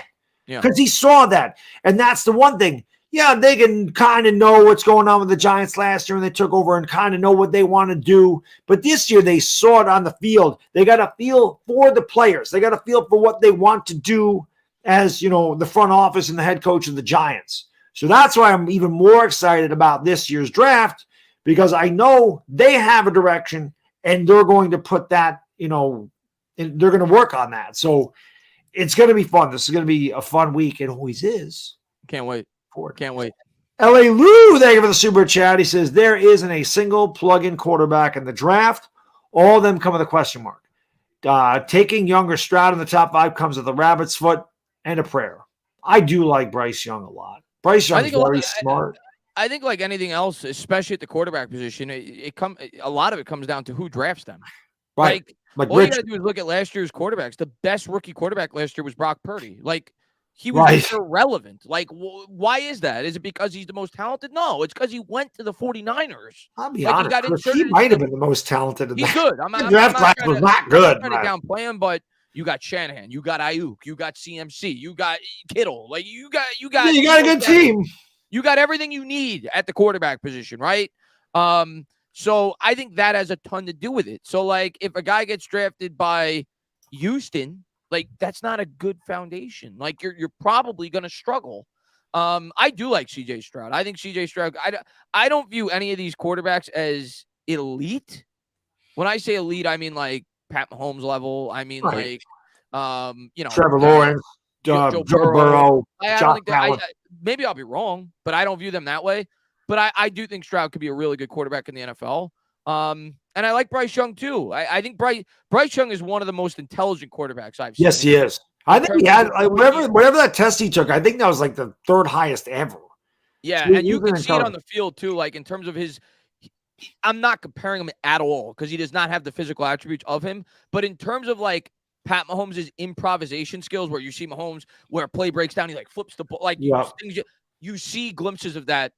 With Bryce Young at the collegiate level. So I could see that aspect of his game. Like, he definitely goes above the X's and O's sometimes. So I could see that aspect of his game, but I don't view him as a guy that I'm like, oh my God, like, look at his physical skills. Yeah. Not like you looked at with Herbert or Burrow or Josh Allen or jaw dropping. Right. Trevor Lawrence. Yeah. I mean, because I'll be honest, I admit this, I was not the biggest fan of Josh Allen. I didn't think he was going to be. I definitely didn't think he was going to be where he is now. I definitely he was a project. He was like Richardson. I didn't think he was going to get to where he did. But Dable and Shane had a lot to do with that. So that's why I'm excited. Because listen, people. I mean, the Daniel Jones thing is always going to be polarizing, and the quarterback usually is. I just don't know. I had always said, even though I was top on Daniel Jones and I didn't believe he was going to be here this year, I didn't. I mean, I can admit that. I never thought it was his talent. Like, I always thought he had talent physically. Right. It's just his decision making and his inability to get rid of the ball and read things. I didn't think that would ever come around. Okay. And I let myself down because I know coaching has a lot to freaking do with that. Now he has a good coach. But I don't know how anybody can be honest with themselves, Chris, and look at Daniel Jones's physical tools and say he can't be a good quarterback. Yeah, that's nonsense. I don't.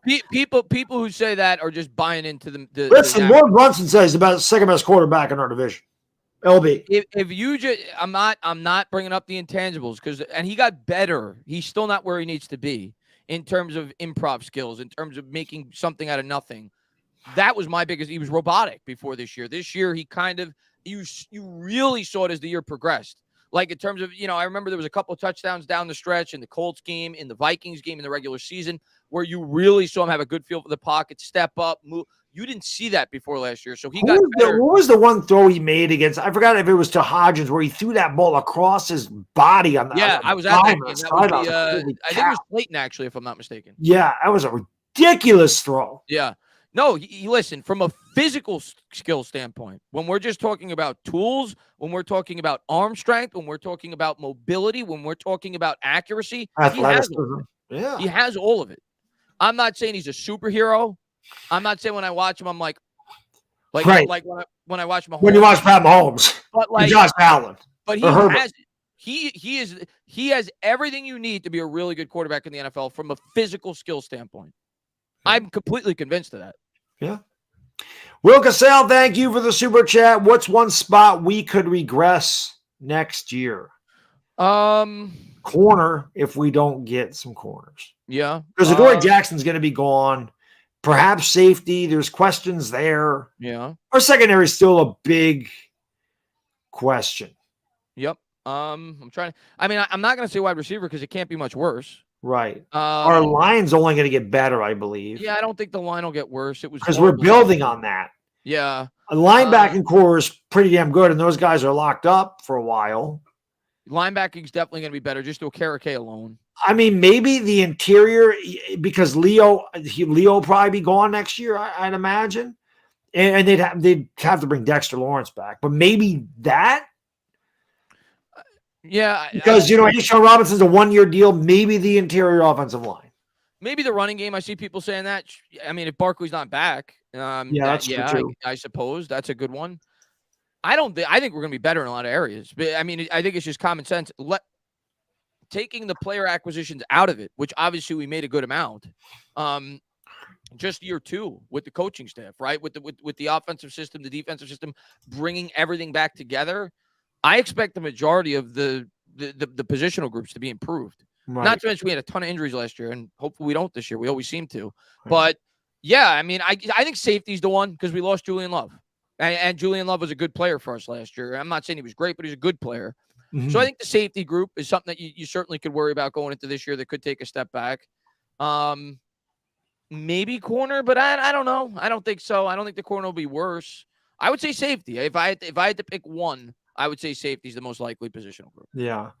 By the way, just real quick, 565 in the house. Thank you guys. 25 likes for him, 300. Can we get 300 likes? Let's get 300 all likes. You guys for being here. Thank you guys for being here. And again, if you haven't done so, make sure you go into that description, subscribe to Chris. It's the first link there. Make sure you click on that because we're doing this again tomorrow. We're doing it all week. We alternate channels. We're covering the draft. It's the 5th year doing this. Love it. Love hanging out with you guys and girls talking Giants football. Lord knows it's been a long time. So let's hang out and get it done, man. We love leading up to the draft. Now, obviously, the first night of the draft is so much fun. So looking forward to doing that with you guys and girls, of course. Playboy, thank you for the super chats. It's still early, but if 26 does sign the tag, you see Joe trading in midseason because he wasn't up to taking $12 million, or do you just keep tagging him? But who would you rather have? JP? It's Joey Porter Jr. or JSN? Porter. I'd rather have Porter. That's a tough one. I'll start with the first one. I think when push comes to shove, we're going to get a deal done with Barkley. I still believe that. I stand strong on that. I don't think he's going to play the year on the tag. I think they're going to get a deal done because I understand the argument. Why would you pay Saquon Barkley? The market rate doesn't dictate paying him more. I think that the Giants are trying to set a culture. They're trying to set a culture, and he's one of the leaders of this football team. Mm-hmm. And if they could come to an agreement where essentially it's 2 franchise tags guaranteed, which would be roughly 22, 23 million guaranteed, 3 years, 36, 23 guaranteed, which makes sense for Barkley because if he gets hurt this year, he's 27 with an injury history. So if he could get 2 franchise tags guaranteed before the year starts, I think when push comes to shove, we're going to get something like that done. I do too. Where it's not a deal that is like crazy. We're not overcommitting. It's not a Zeke deal. It's essentially a 2-year. You're giving them the 2 franchise tags up front. It gives you a little bit more cap maneuverability, and it sets the right tone in the locker room. I agree. I think that's what we're going to get done. I think it's going to be I think they'll find some way to get Barkley. They definitely want him here. Yeah. But they have other things they have to do.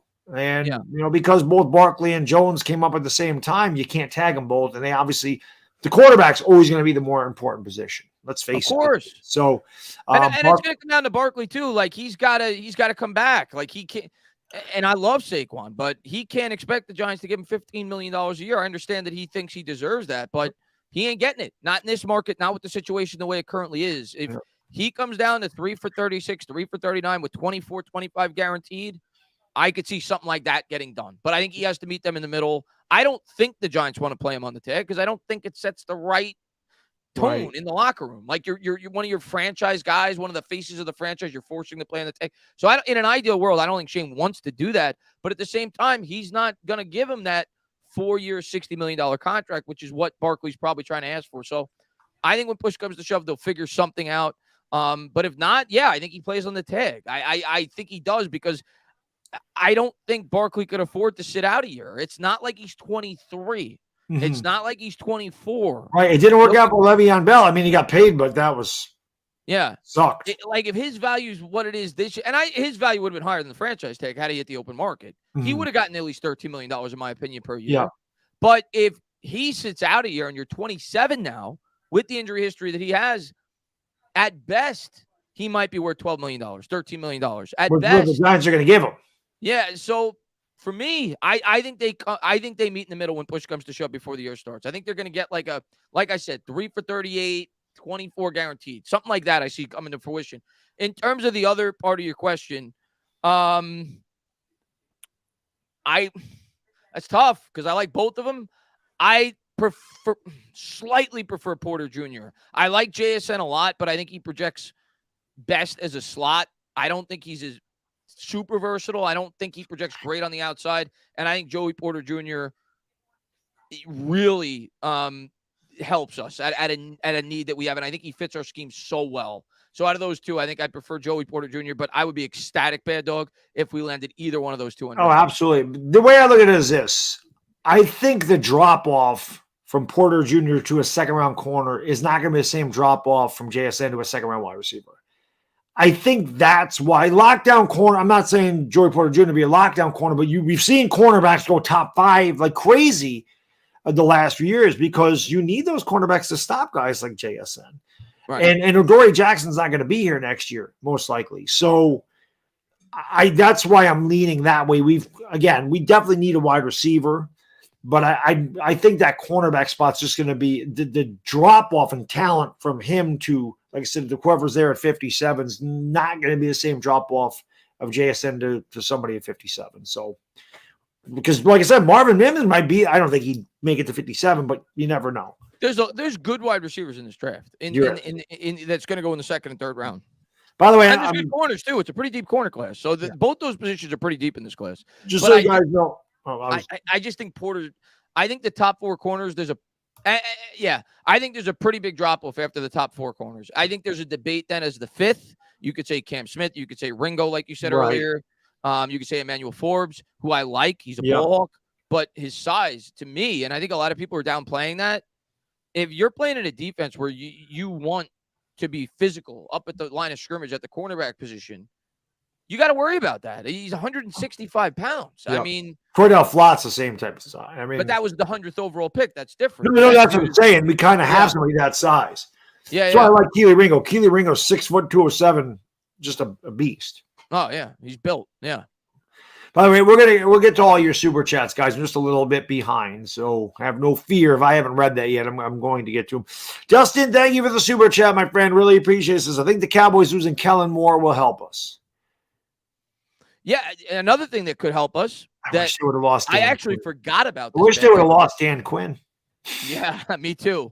I think a lot of people forgot about this because you get wrapped up in the Giants, or at least I forgot about it after you mentioned it. I'm like, oh yeah.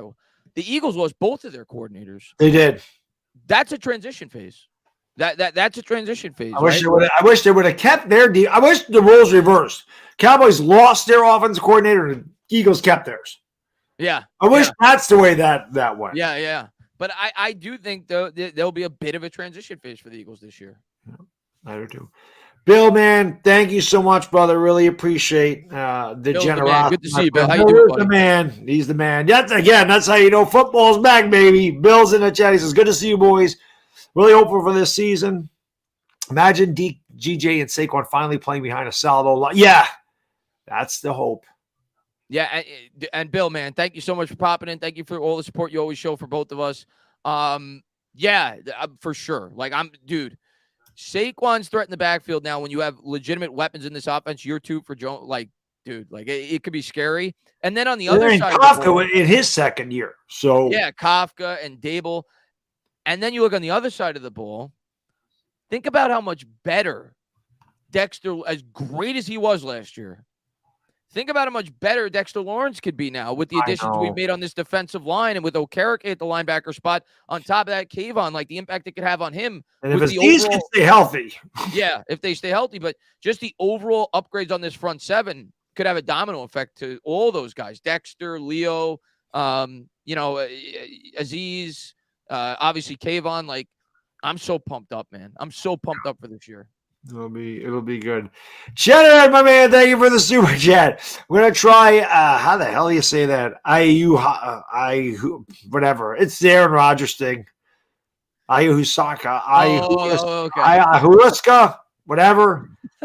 Watch that. Today, I didn't think I was gonna get a vocabulary lesson today. Sound it out, Baddog. Ayahuasca. There you go. Whatever.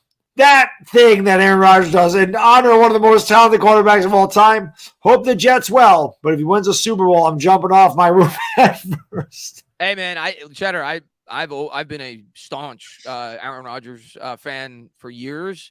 He definitely comes across as a jerk, so I understand why people don't like him. But in terms of his play on the field, I agree with you. I think outside of probably Mahomes at this point, in terms of just pure physical talent, he's right up there with anybody in my history of watching the game. And I know Marino's another one that a lot of people bring up. But, yeah, I mean, when I first saw Aaron Rodgers, I'd never seen that before, what he was able to do. Like just a complete package in terms of his physical skill set. So he's special. I just think what's going to hold him back and being, in the GOAT conversation is his postseason success. But one of only 2 quarterbacks ever to win 4 MVPs. He's up there. He's one of the top 5 or 6 quarterbacks of all time. I don't even think it's a debate. Nope, it's not a debate. But I don't think you have to worry, buddy. He's a Jet. They don't win Super Bowls. I don't think you have to worry about that part of it, my friend. I really don't. It's not like he's in the prime of his career where he's going to be with the Jets for 12 years. So I think you're safe. I don't think you have to jump off your roof head first. You'll be okay. I think you'll be okay. I'll tell you what, Cheddar, based off of the track record of the Packers, there's a lot of things you guys aren't great at. You haven't built around your quarterbacks too well. But you never took a wide receiver. That should make you pissed off if they take a wide receiver in the first round. Yeah, well, it'll make Aaron Rodgers pissed off. But, right. In terms of your quarterbacks, historically, pretty good. Literally the best quarterback team and collectively of all time. Bart Starr, Brett Favre, and Aaron Rodgers. Like 3 of arguably the top 10 quarterbacks ever were Green Bay Packers. So, they probably know what they're doing with Jordan Love. I actually think Jordan Love is going to do really well for them this year. Yeah, definitely could. Yeah. LA Lou, thank you so much for the super chases. Houston has a quarterback. You really think Davis Mills is there? There's rumors that they're considering passing on the quarterback this year, which I am shocked. I mean, I think Davis Mills could. Again, I think he could be good if he had good players. I agree. He's played better than his team's shown. That I agree with. Mike White's a good quarterback, but was drafted by the Cowboys. He's traveled. I don't think Davis Mills is the long-term answer there. I don't either. I don't know. Like Chris said, how many times do you think you're going to be picking up there? They probably have a chance to get a Bryce Young. You probably have to get him. Yeah, it depends. It depends on how they feel about the quarterbacks. It might be the right approach by the Texans because I'm going to be honest. If they insert C.J. Stroud on that team, he's probably going to struggle. And they may be like, all right, let's just keep building up the team. We don't view C.J. Stroud as a Trevor Lawrence or as whatever. Let's get a premium edge rusher. They might trade back, Lou. Let's trade back. Let's get more draft capital so we could trade up for a quarterback next year. Be a possibility. I could see that, and then punting the quarterback position for another year. But to me, Davis Mills is just a placeholder. He's not the guy that's going to be the 10-year answer at the quarterback position there. Yeah. But we'll see. But if they trade back and accrue a lot of draft capital and can build around, I agree with you, Lou. I like Davis Mills.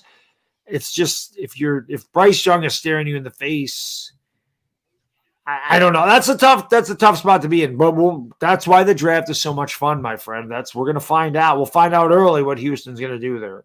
Yeah. Kevin, thank you for the super chat. He says, "How about them Yankees and Mets? Mets playing well. Yankees." For the first time this year, lost the series, which was against Toronto, but they rolled off to a good start. Yeah, Mets 14-8. They lost their last 2 to the Giants, but they still won. They split that series, and then they beat the Dodgers too. They've been playing well, 14-8. They've had some injuries. Obviously, the suspension of Max Scherzer. Verlander is going to be back in May, so Yeah, so far so good with the Mets, but it's a long season. It's Same only with the been 20 Yankees. 20 Yankees just besieged with injuries all the Yeah. time. Stanton's out. Rodon hasn't pitched yet this year. Canley's got an issue again. So, yeah, I mean, the middle of our lineup is Willie Calhoun and Cordero. I mean, that blows. Okay. So, the fact we're 13-9 and only Oh. lost one series, I guess that's good. But it's a long season, Kevin. Yeah, 20 games or 22 games. It's nothing. Like it's basically 1.5 games in the NFL. Yep. Like that's It really what it is. is. Really So is. it's we got a long season to go. Both teams will be there in the postseason. I think both teams are really good. So I'm excited. I'm excited for baseball.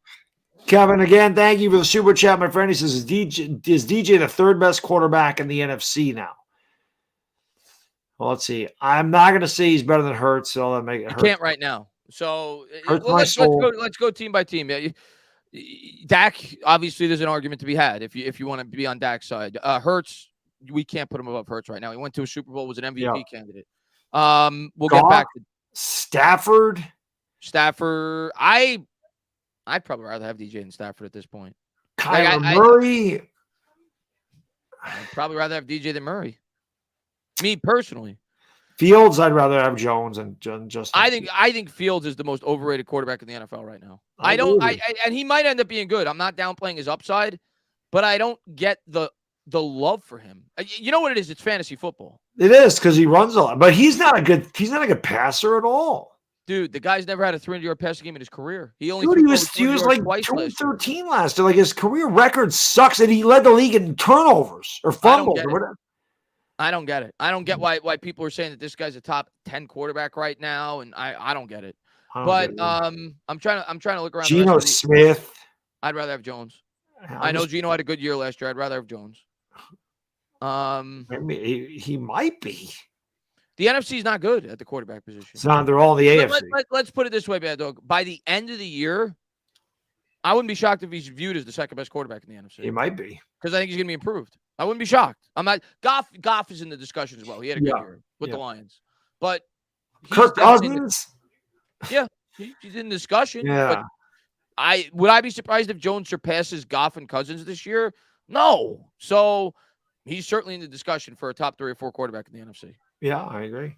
Bob, thank you so much for the super chat, brother. Appreciate you. He says people have to stop saying trade Saquon. We can't because he's not signed his tag yet, and I don't want to. The second part's the most important part. Bob, I'd be shocked if they traded him. I really would. I'd be shocked. I think, like Chris said, I don't think we're going to trade Saquon. I think they'll work something out with him. I think they're going to work something out. But I think it's going to take a while. I think it's going to be drawn out. I think it's going to go near the deadline, which I think is like mid-July. But I think they'll get something done. It's not going to be what Saquon wants, but it's going to be better than what he's currently has. I think they'll get something done. I agree. I'll be shocked if they don't. Jason, man, thank you so much for a super chat, brother. Says, love this signing of Ashawn. Great run defender. We have nice depth on our interior D-line. Now I say if Nolan Smith or Drew Sanders are there to take him. Nolan Smith is also an interesting. I've seen him mocked to the Giants as well. But I don't know if they're Nolan Smith, Nolan Smith to me is one of those prospects that I think could go anywhere from like 10 to where we're picking. Right. Yeah, he's because he had such an impressive combine that I could obviously see a team just falling in love with his upside. Mm-hmm. And him, okay, he's the guy that, like, if you said, Chris, who's a player in this year's draft that could go top 5 that would surprise people, it would be him. Right. Because he plays a premium position, because he had a really good combine. So I could see a team looking at him and being like, we have him higher than a lot of people expect. But I could also see him dropping to near the back. He's a tough one to predict. He's kind of all over the map for me. He could go anywhere from like 5 or 6 to like 25. Yep. Yeah. So it'd be interesting for sure. But again, I've seen some guys mock Nolan Smith to the Giants. Jason, thank you again, my friend. Appreciate it. He says, I was thinking we're going to see a big jump from Flott. I think he'll be a cornerback too. Let's not sleep on him. He made some big plays in that Vikings game. He did. There's a reason they took him in the 3rd round. So again, I do too. It's just amazing. Every draft pick we had last year had some kind of injury. Dayton Belton, I thought Dayton Belton had some nice moments. I thought Flop played well at times. So definitely not sleeping on him. I think that he could definitely take a big step up this year. Yeah, I like Flott. I've liked Flott since I've seen him when I went to training camp. I don't know what he projects to be. Like, I think, like, he played slot, but I think he has the measure outside of weight. I think he could play on the outside. I worry about the weight, but he's got the height. He's got, so he still may be a year away in terms of being a guy that you feel like really confident that you could throw out there every down and play the outside cornerback spot. But the plan may be, let's draft the corner this year. I don't think they're bringing Adoree back. I think this is Adoree's last year as a Giant, unless they franchise tag him. That's possible. Or they could franchise tag McKinney. Those are options next year for the Giants. But I don't think they'll do that because the franchise tag for a cornerback is really high. Yep. So I think they're going to let Adoree go after this year. I think they're going to draft Adoree's replacement in the first round. And the long-term plan may be, let's move Flott into that cornerback 2 spot in 2024. I don't know if he projects to be the starter this year, but I got to see what they do in the draft first. We got to see if Aaron Robinson does anything. I mean, that guy's been injured the whole time. We don't even know what the hell he is either. Yeah. So, Nelly, thank you for the super chat, my friend. Says, hey, guys, so glad to see you guys again. Can't wait to watch another draft with you guys. We appreciate it, buddy. We can't wait to watch a draft with all you guys. Can't wait. Thank you for being here, Nelly. We appreciate it. Thank you so much for being here, and I can't wait to talk draft. And hey, listen, amazing guy says keep Adoree. I disagree. I respect your opinion. I like Adoree. I think Adoree's a really good player. Unfortunately, the NFL is a salary cap league. So, yeah, they got to pick it. You're not going to be able to keep everybody. You're not going to be able to keep everybody. And Adoree, and I like him. He's really good. You worry about injuries with him. He's also getting up there in age now. He's going to be 28 at the end of this year, if I'm not mistaken. Let me look at his age. Yeah. So, and he was not signed originally by this regime. Depending on what his market is, he's 27. He's going to be 28 at the start of the year. So you're talking about a guy that's going to be 29 after this year at the start of next year. Are you going to give that guy 4 years, $18 million a year, $20 million? Because that's what cornerbacks get paid. Good cornerbacks. That's what they get paid now. You're going to give that to him when you have to pay potentially McKinney, who's much younger, still developing. When you have to pay Kayvon in the near future, you have to pay Andrew Thomas. You have to pay Dexter Lawrence. I don't see it. I think this is Adoree's last year as a Giant. I think they're going to draft Adoree's replacement in this draft, and I think they're going to develop one of those other guys we talked about, or potentially draft another cornerback. Yeah. In the future. So that's just my outlook. I could be wrong. They may sign Adoree and they may keep him here long term. Yeah. We'll see. By the way, Cheddarhead says, Baddog, I like your friend. Kind words at a very needed time. Like I said, my guy Cheddarhead's having a tough week. He's having a tough week. He loves when the Clippers play the Lakers, though, because the Lakers haven't beat the Clippers in like 3 years, and he does love that. So, Cheddarhead, when you're feeling down, just think about how much you hate the Lakers and how the Lakers can't beat your Clippers. Just think about that. That'll make you smile. Like, if I was having a bad day and like we swept the Eagles 4 years in a row, I would just think about that. Unfortunately, it's been the other way around for us. Can't beat the damn Eagles. Big Moo. Thank you for the super chat. Appreciate you, my friend. He says, can you name the players coming back from injuries that can make an impact? Darian Beavers is the first guy that comes to my mind. Aaron Robinson. Aziz, you want to put him in? Yeah, Aziz, for sure. He was banged up last year. Wandell. Yep, Wandell. Yeah, all those guys that we just mentioned are certainly guys that were banged up last year. Even McKinney missed some time, right? Adoree Jackson missed some time. Yeah. We had a lot of injuries last year, but yeah, I'm excited about Wandell. I just don't know. Yeah, he had the best. I got to see what he looks like coming off the injury, but all reports are that it's looking great in terms of his rehab. It looks like they say he's going to be good to go by the start of the year, but we'll see. There could be a setback, and we'll see. But I was really. It was unfortunate because I was so excited about Wandell, the game in which he got hurt. Because I remember 100 yards in the third quarter. Yeah, and it wasn't just his production; it was the way that they were using him. Yeah, you saw it at the beginning of the game, even before he made a catch. You're like, oh my God, they're really starting to open up this playbook for him. You saw all the motion pre-snap. I was like, wow, like this is why they drafted this guy. I'm really excited about Wandell. I could see him being a big part of this team this year. I'm not saying he's gonna be a Pro Bowler, but I think he's a really nice piece to this offense if he's healthy. I could see Wandale having a big impact off the injury. See my guy, no Mets, no Nets, no Jets in the house. Good to see you, my friend. Who's else is Colin Johnson? The only thing with Colin, I like Colin Johnson, but I think the Giants have kind of moved away from him with all the additions that they, signing Hodgins back and Wandale is going to, you expect him to be healthy. You get Paris Campbell, and they're probably going to draft the wide receiver in the first 2 rounds. So I really like Colin Johnson. It's a shame what happened to him because I truly believe he would have started. I think he would have. I'm rooting for him. I just don't know how much of an impact he'll make as far as I think Darian Beavers could make an impact. I think I don't outside of injuries, which we have him, so he may make an impact. Right. But I just think there's too much competition there. I mean, we didn't even mention some of the others, Slayton, Slayton coming back, Hodgins, and Darren Waller's going to take some targets away from those guys. Passes, I don't know. I think it's going to be hard for him to make a big impact. The guy that I could if you said, Chris, who's the guy that could have a breakout year where he becomes a household name? I like Paris Campbell in this offense. Yep. If Paris Campbell could stay healthy, I could see him having a pretty big year for the Giants. I could see him having a 1,000-yard season. I could see him having a pretty big year for the Giants. And then, of course, Sterling Shepard. If he's healthy, he's back. So, yeah. Again, I like Colin Johnson, but as far as making an impact, I think it'd be difficult for him to do it without a lot of injuries. And let's hope Colin Johnson doesn't have to make a big impact. Let's hope it is the guys. Because like I said, you got Shepard, you got Slayton, you got Paris Campbell, you got Hodgins, and you're going to draft a wide receiver. We even brought in, what's his name? Why is the name escape me right now? The slot wide receiver who used to play in Washington that went to Duke. Crowder. Yes. We even brought him in. It's really deep. We obviously are not very top heavy in the wide receiver room, but there's a lot of depth there. There's a lot of competition going into camp. Jeff Smith, another guy who I think is brought in mainly for special teams purposes, but I think he's probably going to make the team for that. Mm-hmm. I think it's going to be very hard for Colin Johnson to even make this team, let alone make an impact. Yeah. And my Giants 26, thank you for the super chat. I want Addison, JSN, Witherspoon, Forbes, or Porter. I don't think Porter's going to be there. I think the other 4, there's a possibility. Witherspoon's not going to be there.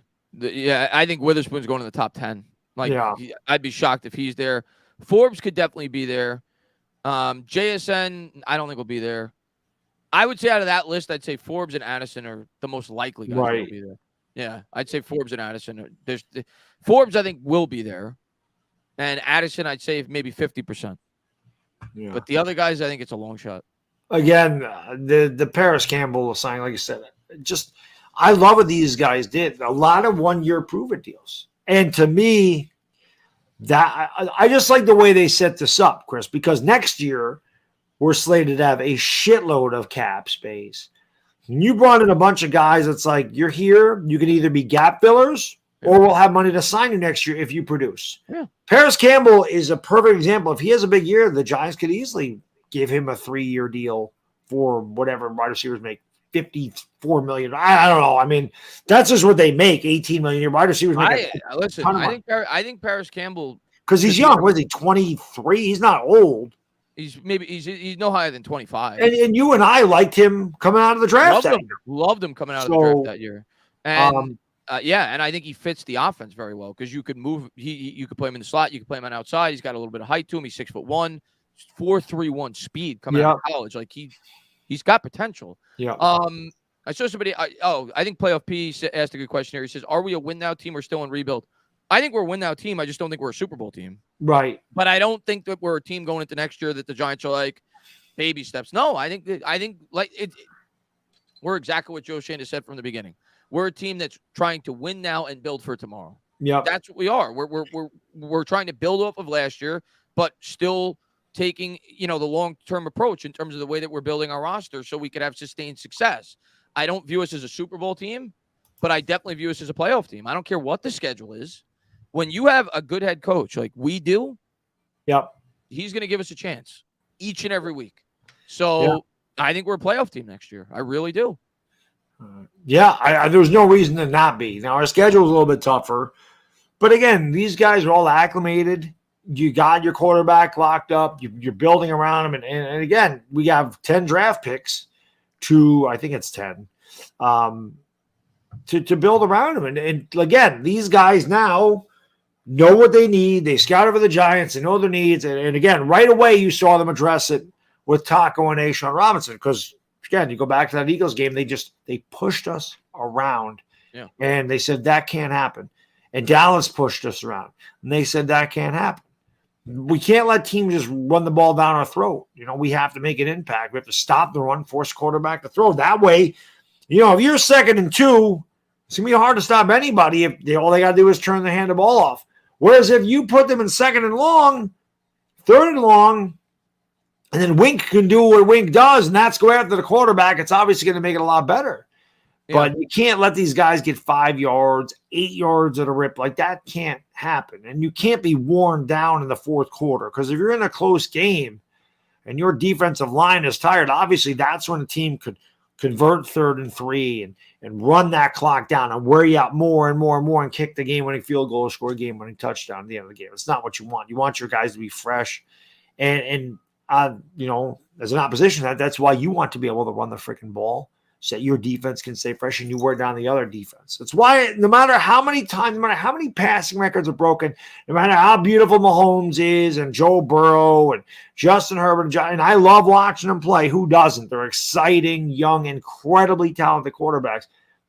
But you win that game in the trenches. Yeah. Philadelphia did not sniff Pat Mahomes in that Super Bowl. Didn't sniff him. And this is an Eagles team that I think was 2nd or 3rd all time in sacks for the year. 70. They had 4 guys in double-digit sacks. 70 team sacks they had. So, I had a guy ask me at the end of that Eagles game if the Giants had Tyreek Hill, would they have won that game? I said it would have been the same score. Maybe we get 3 more points. Because we got so demolished up at the point of attack. I don't care who your wide receivers are. When you're playing a team like the Eagles that just completely devoured our offensive line, our offense wasn't on the field either. You got no chance. So to me, that's the biggest area of need on both sides of the ball. And I'm glad that we've really addressed that interior defensive front because it needed to be.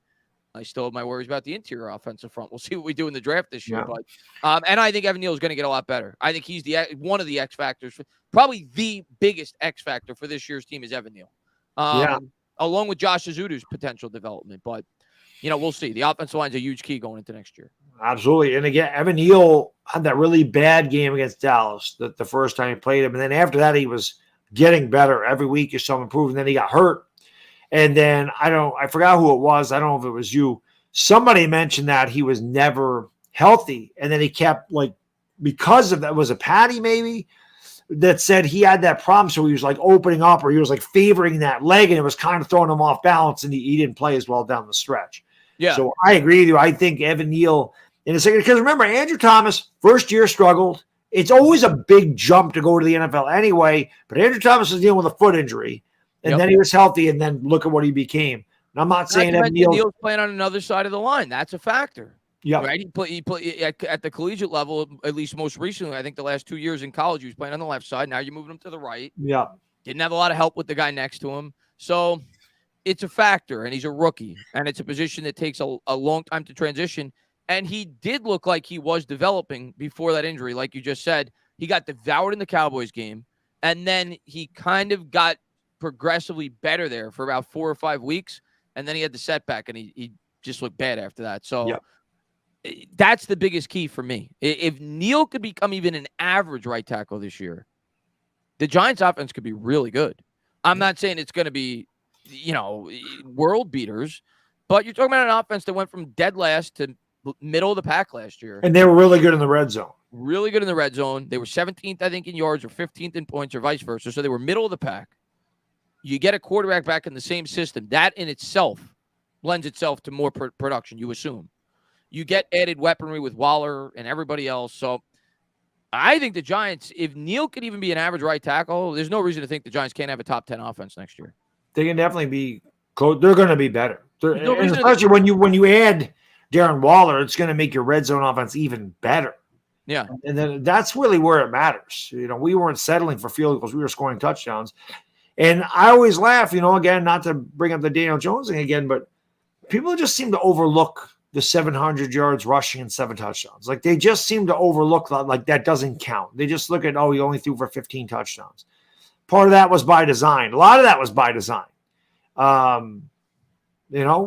think that they'll open up we saw at the end of the year, they opened up the offense more. We saw the game against Minnesota. We know what he's capable of. Both games against Minnesota. And people can say, Minnesota's defense sucks. And that's fine, but he still had to go out there and do it. He wasn't doing it against any defense under Jason Garrett. That's correct. So that's Dr. Garrett. Dr. Garrett. So Garrett. I definitely think there's reasons for optimism on the offensive side of the ball going into this year. I think we're gonna be a top 10 offense. I really do. I think we're gonna have a good offense next year. Easy Lopez, thank you for the super chat. He says, not as excited this year for the draft, probably because we're not picking the top 10.